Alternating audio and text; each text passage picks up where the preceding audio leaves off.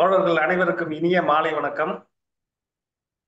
மார்க்சிய சிந்தனை மையத்தின் மார்க்சிய சிந்தனை மையத்தின் சார்பாக உங்களை அன்புடன் வரவேற்கிறேன். இது ஏப்ரல் மாதத்தின் 2வது அமர்வு. இன்றைய கூட்டத்தில் நம்முடன் பேச இருப்பவர் தோழர் அறிவுக்கடல். அவர் எடுத்துக்கொண்ட தலைப்பு அமெரிக்க குடியரசுத் தலைவர் டிரம்பின் வரிகள் தற்கொலையா, தற்காப்பா, தற்கொலையா? இதுதான் இன்னைக்கு தலைப்பு. இந்த தலைப்பு இன்றைக்கு ரொம்ப முக்கியமான தலைப்பு. ஏன்னா பாலஸ்தீனோ, மற்றபடி ரஷ்யா உக்ரைன் மேல தாக்குதல், இது சம்பந்தமா நம்மளுக்கு எல்லாருக்கும் போர்கள் நடந்துகிட்டு இருக்கிறத பத்தி நம்மளுக்கு தெரியும். ஏன்னா அதுல நிறைய உயிரிழப்பு நடக்கிறதுனால நம்ம சீக்கிரம் அதை கவனிக்கிறோம். ஆனா என்ன விஷயம்னா, அந்த போர்கள் கூட எதன் காரணமாக நடக்குதுன்னு பார்த்தோம்னா, அது உள்ள வர்த்தகம், அதுல இருக்கிற முதலாளித்துவ நலன்கள், அதுக்கு அங்க அந்த அந்த நலன்களை பெறுவதற்காக நடக்கிற சண்டை தான். அதுக்கு கீழே இந்த பொருளாதார உறவுகள் தான் நம்ம கிட்ட அந்த சண்டையே ஏற்படுத்துது. இங்க இப்போ அமெரிக்கா போட்டிருக்க வரிகள் பாத்தீங்கன்னா கூட அது நேரடியாவே வரி போரா நம்மளுக்கு இது. நம்ம அதுல எவ்வளவு தூரம் முக்கியத்துவம் கொடுத்து கவனிக்கணும். கவனிச்சாதான் நம்மளுக்கு உலக நிலவரங்களை பத்தி நம்மளுக்கு நல்லாவே தெரிய வரும். அந்த வகையில் இந்த தலைப்பு மிக சிறப்பான தலைப்பு, எல்லாரும் தெரிந்து கொள்ள வேண்டிய தலைப்பு. தோழர் பத்தி உங்களுக்கு தெரியும், எப்போது தகவல்கள் நல்லாவே எடுத்து தருவாங்க புள்ளி விவரங்களோட. அதனால வகுப்பு சிறப்பாகவே இருக்குன்னு எதிர்பார்க்கிறேன். தோழரை பற்றி எல்லாருக்குமே தெரியும். அறிமுகப்படுத்துறது குமரன் தோழர் அறிமுகப்படுத்துவாங்க. அப்புறம் தோழர் கடைசியா எழுதின புத்தகம் எனக்கு அனுப்பி வச்சிருந்தாங்க, அருமை மகளுக்கு தந்தையின் கடிதங்கள்னு சொல்லிட்டு. அது சிறப்பா இருக்கு. நான் கொஞ்சம் தான் படிச்சுட்டு வந்திருக்கிறேன். தோழர்கள் அனைவரும் அதை வாங்கி படிக்கணும்படி கேட்டுக்கொள்கிறேன். நல்லா சிறப்பா இருக்கு. மற்றபடி தோழர் குமரன் அவர்கள் தோழரை பற்றி கொஞ்சம் சொல்லுவாங்கன்னு நினைக்கிறேன். நன்றி தோழர். தோழர் அனைவருக்கும் இனிய மாலை வணக்கம். இந்த தலைப்பு இந்த டயத்துக்கு ரொம்ப தேவையான தலைப்பு. ஆக்சுவலா தோழர் பாலா தான் இந்த தலைப்புல நீங்க பேசுங்க, யாராவது பேசினா நல்லா இருக்கும் அப்படின்னாரு. அப்போ உடனே எனக்கு தோன்றது அறிவுக்கடல் தான். ஏன்னா அவரு தான் நிறைய டேட்டாஸை கலெக்ட் பண்ணுவாரு.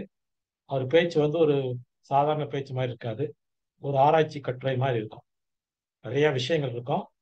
ஆக்சுவலா நம்ம நல்லா கவனிக்கல, கிளாஸ் ரூம்ல மாதிரி உட்காந்து சரியா கவனிக்கலன்னு சொன்னா நம்ம நிறைய பாயிண்ட்ஸை மிஸ் அவுட் பண்ணிடுவோம். அந்த அளவுக்கு டீட்டெயில்ஸ் இருக்கும். தோழர் அறிவுக்கடலை பற்றி உங்களுக்கு தெரியும், இருந்தாலும் ஒரு அறிமுகப்படுத்துகிறேன். தோழர் Arivukkadal life insurance corporation of India, இந்திய ஆயுள் காப்பீட்டு கழகத்தில் பணிபுரிகிறாரு. அங்கே இருக்கக்கூடிய தொழிற்சங்கங்கள் மற்ற கட்சி ஆக்டிவிட்டீஸ் அதுலாம் ரொம்ப பிஸியாக இருக்கிறவர், ரொம்ப பிஸியாக இருப்பார். அதே சமயத்தில் தகவல் தொழில்நுட்பம், கம்ப்யூட்டர் விஷயம் அதுலாம் அப் டு டேட்டாக இருக்கார். இப்போ ரீசெண்டாக கூட ஏஐயை பற்றி ஒரு கட்டுரை இருந்தார்.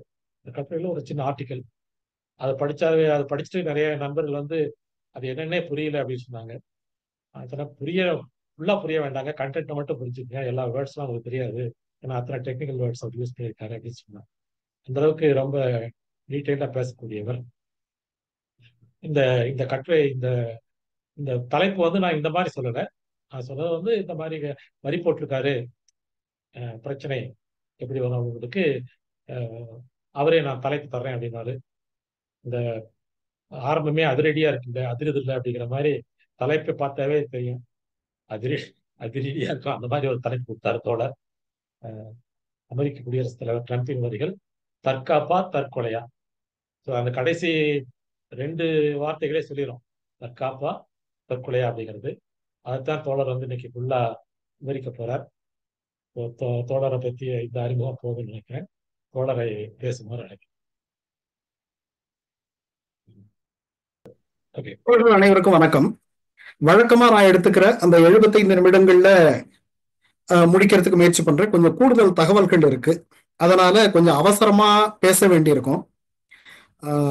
நாம பேசுகிற செய்திக்கு சப்போர்ட்டிவ் எவிடன்ஸா புள்ளி விவரங்கள் இருக்கும். ஆதாரங்களுக்காக புள்ளி விவரங்களை நம்ம பயன்படுத்தினாலும் பேசுகிற தகவல்கள் தான் முக்கியம். அதனால தோழர்கள் வந்து புள்ளி விவரங்களுக்கு ரொம்ப அதிகமாக கவனம் செலுத்தி தவற விட வேணாம், அதை கேட்டுக்கிறேன். ஏன்னா தகவலுக்கு தான் புள்ளி விவரங்கள், நம்ம பேசக்கூடிய செய்தி தான் முக்கியம்.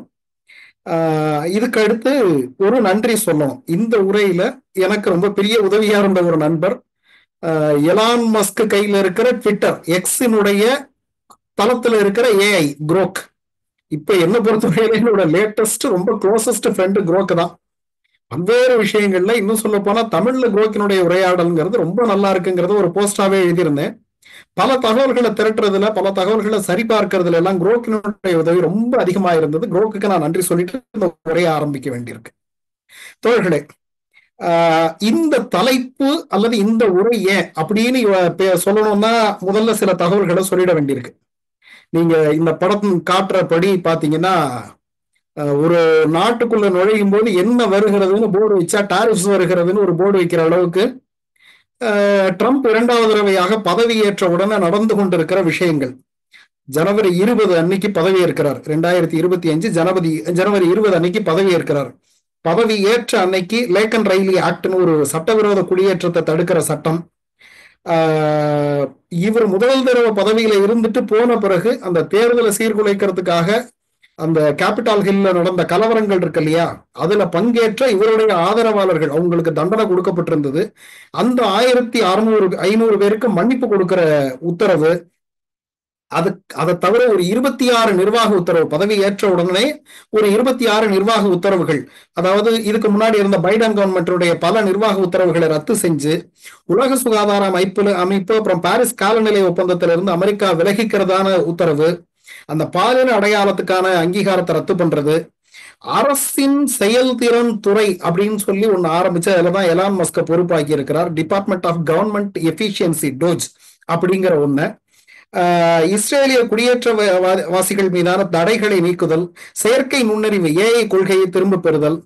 ஜனவரி 21 அடுத்த நாள் பேச்சு சுதந்திர உத்தரவு, டிக்டாக் தடை. ஜனவரி 22 உலக சுகாதார அமைப்புல இருந்து விலகிறதுக்கான அறிவிப்பு. 26 ஹூ மறுபரிசீலனை அறிவிப்பு, அதுல திரும்ப மாறினது. அடுத்து பிப்ரவரி 1 புதிய இறக்குமதி வரிகள், கனடா மற்றும் மெக்சிகோவிலிருந்து இறக்குமதி ஆகிற பொருட்களுக்கு ஒரு 25% வரி, சீனாவிலிருந்து இறக்குமதி ஆகிற பொருட்களுக்கு 10% வரி அன்னைக்கு அறிவிக்கிறாரு. அடுத்து 2 நாள்ல பிப்ரவரி 3 மெக்சிகோ வரியை நிறுத்திட்டதா சொல்றாரு. யுஎஸ்ஐடு நிறுவனத்தை மூடிடுறோம், அந்த சர்வதேச மேம்பாட்டு நிறுவனம் ஒண்ணு வச்சிருக்காங்க இல்லையா, அதை மூடிடுறோம் அறிவிக்கிறாரு. அதுக்கு அடுத்த நாள் பிப்ரவரி 4 அந்த கனடா மெக்சிகோ வரி நிறுத்தத்தை, ஏன்னா முதல் மெக்சிகோவுக்கு மட்டும்தான் சொல்லியிருந்தாரு, அதை நிறுத்த அறிவிப்புல திருத்தம் பண்ணி அந்த 25% இறக்குமதி வரிகளை குறைஞ்சது ஒரு 30 நாட்களுக்கு ஒத்தி வைக்கிறேன் அப்படின்னு அறிவிக்கிறாரு. அதுக்கடுத்து 2 நாள் கழிச்சு பிப்ரவரி 6 சட்டவிரோத குடியேறியவர்களை நாடு கடத்த ஆரம்பிக்கிறாரு. இந்தியாவுக்கு ஒரு 104 பேர் கைவிலங்கோட வந்து நம்ம பேசின செய்திகள் நம்ம தோழர்களுக்கு தெரியும். அதுக்கடுத்து ஏப்ரல் 2 பிப்ரவரிக்கு பிறகு இடையில நிறைய அறிவிப்புகளை செய்யறாரு. ஏப்ரல் 2 ஏற்கனவே இவர் ஆட்சிக்கு வந்து அறிவிச்ச அந்த நிர்வாக உத்தரவு 16257 என்னுடைய உத்தரவுல திருத்தம். அதுக்கப்புறம் லிபரேஷன் டேன்னு அறிவிப்புகள் செய்யறாரு. பொதுவா எல்லாத்துக்கும் 10% வரி, அப்புறம் மற்ற நாடுகள் போடுறதுக்கு ரெசிப்ரோக்கல் டாரிஃப்னு சொல்லி அவங்க போடுற வரி எவ்வளவோ நான் அதுக்கு அதே அளவு வரி போடுறேன் அப்படிங்கிற உத்தரவு. இதை தவிர ஏப்ரல் 9 அன்னைக்கு இதெல்லாம் அமலுக்கு வர்றதா அறிவிக்கிறாரு. அன்னைக்கு அறிவிக்கும் போது அறிவிச்ச முக்கியமான வரிகள், சீனாவுக்கு 34%, ஏற்கனவே ஒரு 20% அறிவிச்சிட்டாரு, சேர்த்து 54% ஆயிடுது. ஐரோப்பிய ஒன்றியத்துக்கு ஒரு 20%, வியட்நாமுக்கு 46%, தைவானுக்கு 32%, ஜப்பானுக்கு 24%, இந்தியாவுக்கு 26%, தென்கொரியாவுக்கு 25%, கம்போடியாவுக்கு 49%, லாவோஸுக்கு 48%, மடகாஸ்கருக்கு 47%. இதெல்லாம் கொஞ்சம் முக்கியமான நாடுகள்னு நாம எடுத்து வச்சிருக்கிறது. இப்படி வரிசையா வரி அறிவிப்புகள், அதாவது ஒரே நாள்ல 26 அந்த நிர்வாக உத்தரவுகள் அப்படிங்கிறதுனால நாம இந்த படம், இந்த கார்ட்டூன் அதை தான் சித்தரிக்குது. மோசஸ் கூட 10 கமாண்ட்மெண்ட்டை தான் கொடுத்தாரு, நான் பாரு எவ்வளவு கொடுக்குறேன், எவ்வளவு எக்ஸிக்யூட்டிவ் ஆர்டர் கொடுக்குறேன்னு ட்ரம்ப் சொல்ற மாதிரியான ஒரு கார்ட்டூன். இதுக்கு அடுத்த 2 நாள்ல ஏப்ரல் 12 அன்னைக்கு, அது 10 நாள்ல வெனிசுவேலாவில இருந்து எண்ணெய் எல்லாம் யார் வாங்குறாங்களோ அந்த நாட்டுக்கெல்லாம், அதாவது வெனிசுவேலா கிட்ட இருந்து யாரு ஆயில் இம்போர்ட் பண்றாங்களோ அவங்களுக்கு, பெட்ரோல் இம்போர்ட் பண்றவங்களுக்கு அந்த நாட்டுக்கு நான் வரி போடுவேன். இது கொஞ்சம் நிதானிச்சு யோசிச்சீங்கன்னா தெரியும். அதை தவிர அப்படி அந்த எல்லா நாட்டுக்கும் ஒரு 25% வரி, இதை தவிர வெனிசுவேலாவுக்கு ஒரு 25% வரி. இந்த ஒரு கதையில சொல்லுவாங்க, ஒரு ஆபீஸ்ல ஒரு பெரிய மேனேஜர் வந்து எல்லாத்தையும் காய்ச்சி முடிச்சுன்னு கத்திட்டு இருக்காரு. நீ என்ன ஒழுங்கா வேலை செய்யல, வீட்டுக்கு போ அப்படின்னு ஒவ்வொருத்தரையா விரட்டுறாரு. அங்க ஒருத்தன் ஓரமா நின்றுட்டு இருக்கான். நீ என்ன நான் வந்ததுல இருந்து நின்றுகிட்டே இருக்க, இந்த அவன் சம்பளம் பாக்கிய கூட, இந்த அவனுக்கு ஒரு எவ்வளவு பணம் செட்டில் பண்ணுவோம், அவன் வேலை இன்னையோட முடிஞ்சு போச்சு அப்படின்னு சொல்லி அனுப்பிடுறாரு. அவன் போனதுக்கு அப்புறம் கேட்டா அவன் தண்ணி கேன் போட வந்த வேண்டாங்களாம். கிட்டத்தட்ட அந்த மாதிரி யாரு என்னன்னே தெரியாம எல்லாருக்கும் வரி. அது மாதிரி வெனிசுலா கிட்ட நீ என்ன வாங்கினா அவனுக்கு எல்லாம் வரின்னு அடுத்த அறிவிப்பு.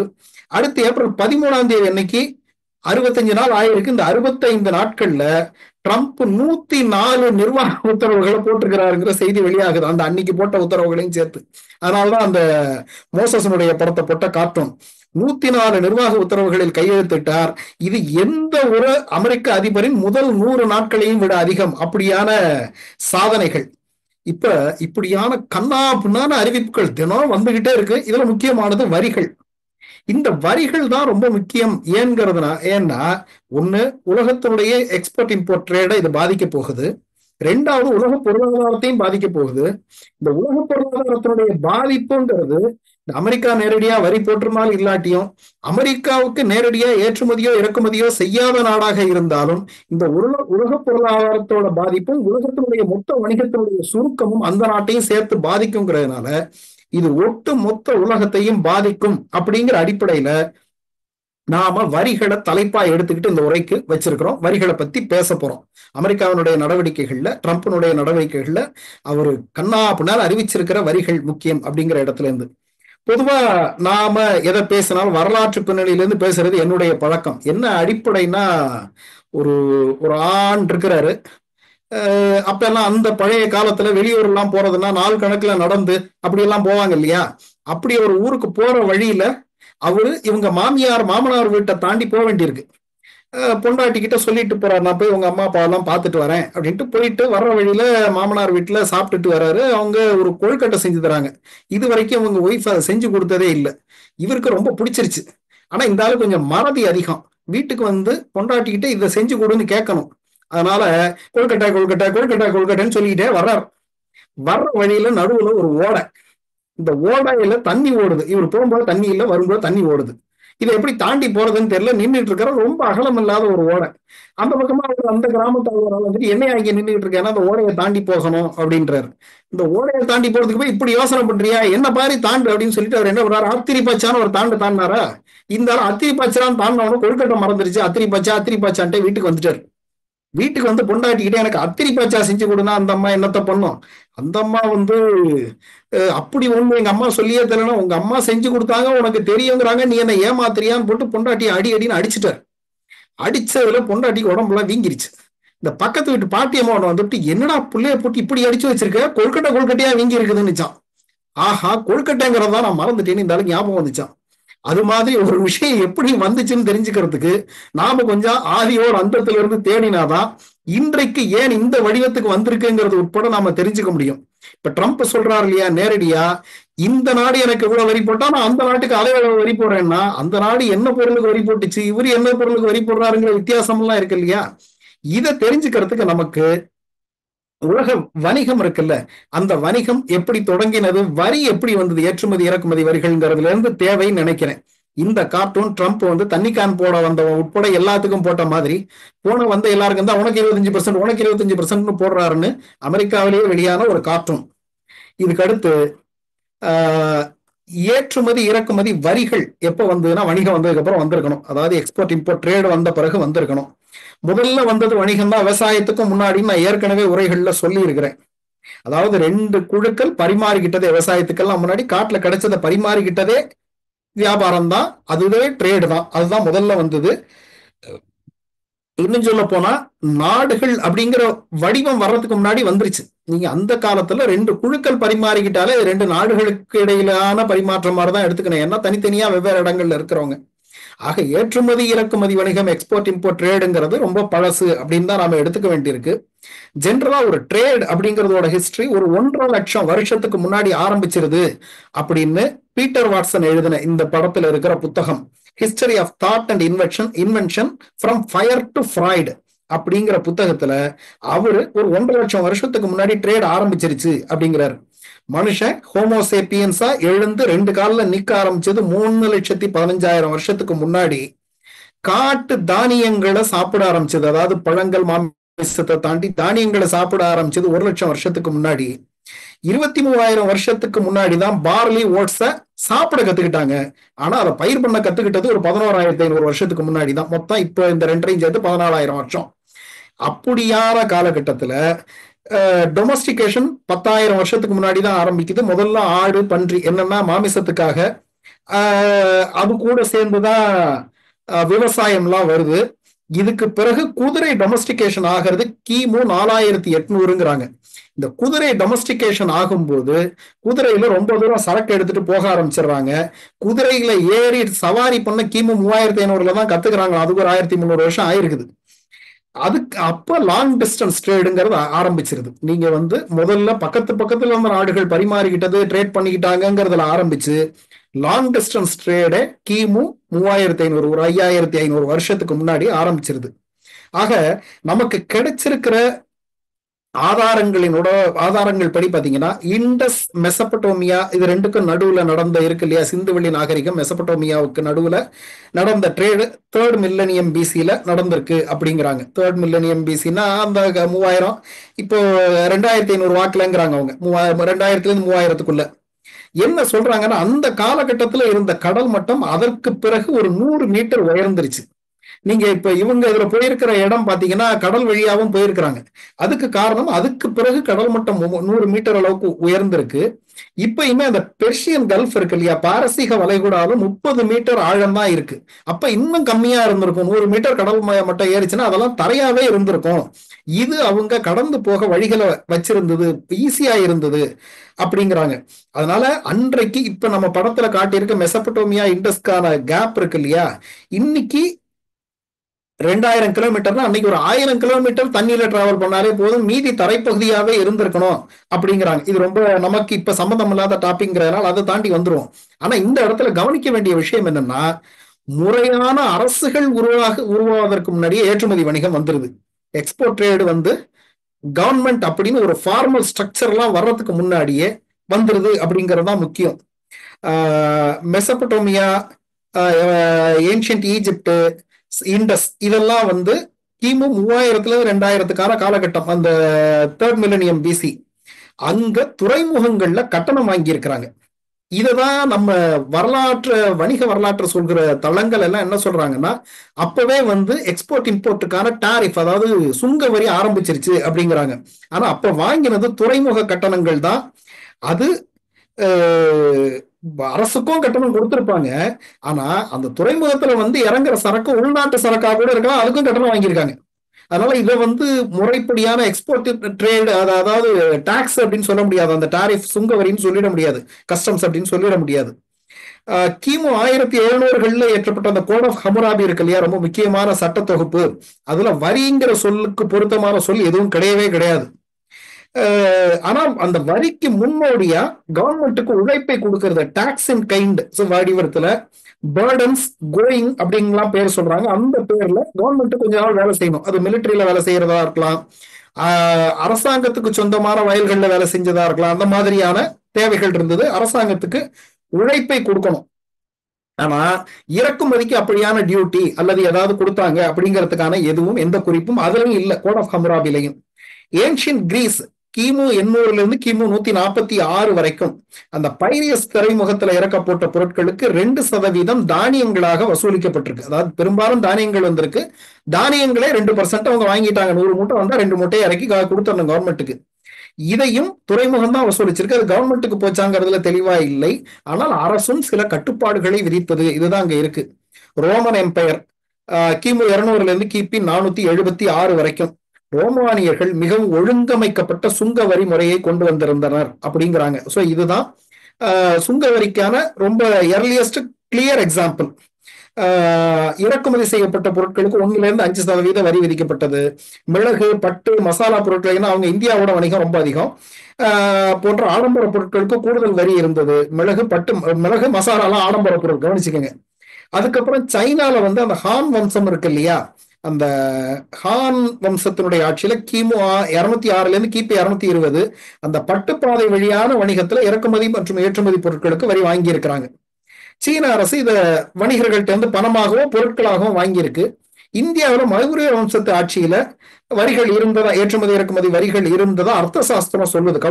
கௌடில்யரோட அர்த்த சாஸ்திரத்துல வெளிநாட்டு வணிகர்கள் கொண்டு வரும் பொருட்களுக்கு சுங்கம் விதிக்கப்பட்டது அப்படின்னு இது பண்ணியிருக்கிறார். அதுக்கான குறிப்புகள் இருக்கு. ஆனா ஆங்கிலத்துல டாக்ஸ், இங்கிலீஷ்ல டாக்ஸ்ங்கிற சொல் கிபி 1300 வாக்குல தான் வருது. அது வரைக்கும் டாக்ஸ்ங்கிற சொல்லே கிடையாது. அதுவும் அந்த டாக்ஸ்ங்கிற சொல்லுக்கு அப்ப என்னன்னா ஃபைன், அதாவது பெனால்டி அந்த மாதிரியும் அதை வசூலிக்கிறது அப்படிங்கிறதும், அதாவது அது ஒரு அபராதம் இல்ல கலெக்ட் பண்றது, இது ரெண்டு தான் அதுக்கான பொருள். இதுல என்னன்னா டியூட்டி அப்படிங்கிற சொல்லு இருக்கு இல்லையா, நான் கோட் ஆஃப் ஹமுராபில அங்க அரசாங்கத்துக்கு செலுத்த வேண்டியதை உழைப்பாக செலுத்தினார்கள்னு சொன்னேன் இல்லையா, அந்த மாதிரி உழைப்பாக செலுத்துற பழக்கம் ரொம்ப நீண்ட நெடுங்காலமாக இருந்திருக்கிறது. அரசாங்கத்துக்கு செலுத்த வேண்டியது பணம்ங்கிற வடிவம் பெரிய அளவுல இல்லாத நிலையில, நீங்க தங்க நாணயங்கள் எல்லாம் பேசினா கூட இன்றைக்கு இருக்கிற இந்த பண வடிவம் இல்லாத நிலைமையில அரசாங்கத்துக்கு உழைப்பாக செலுத்தப்பட்டது அந்த டாக்ஸ் இன் கைண்ட் டைப்ல.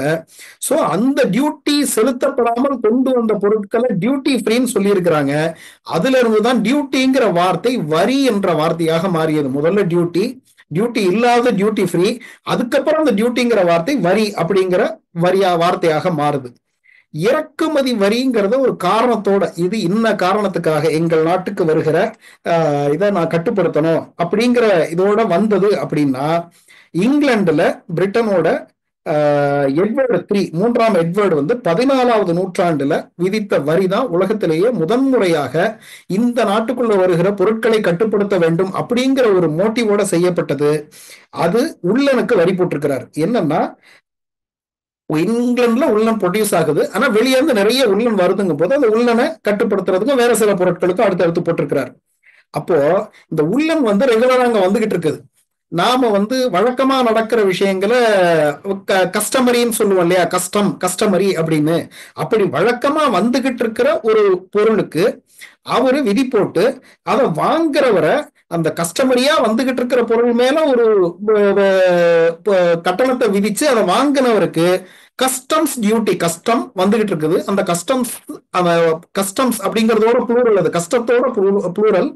அதுக்கு வாங்கினவர் கஸ்டம்ஸ் அபிஷியல் அப்படின்னு பேர் வச்சிருக்கிறாரு. அது 1400கள்ல வந்திருக்கு.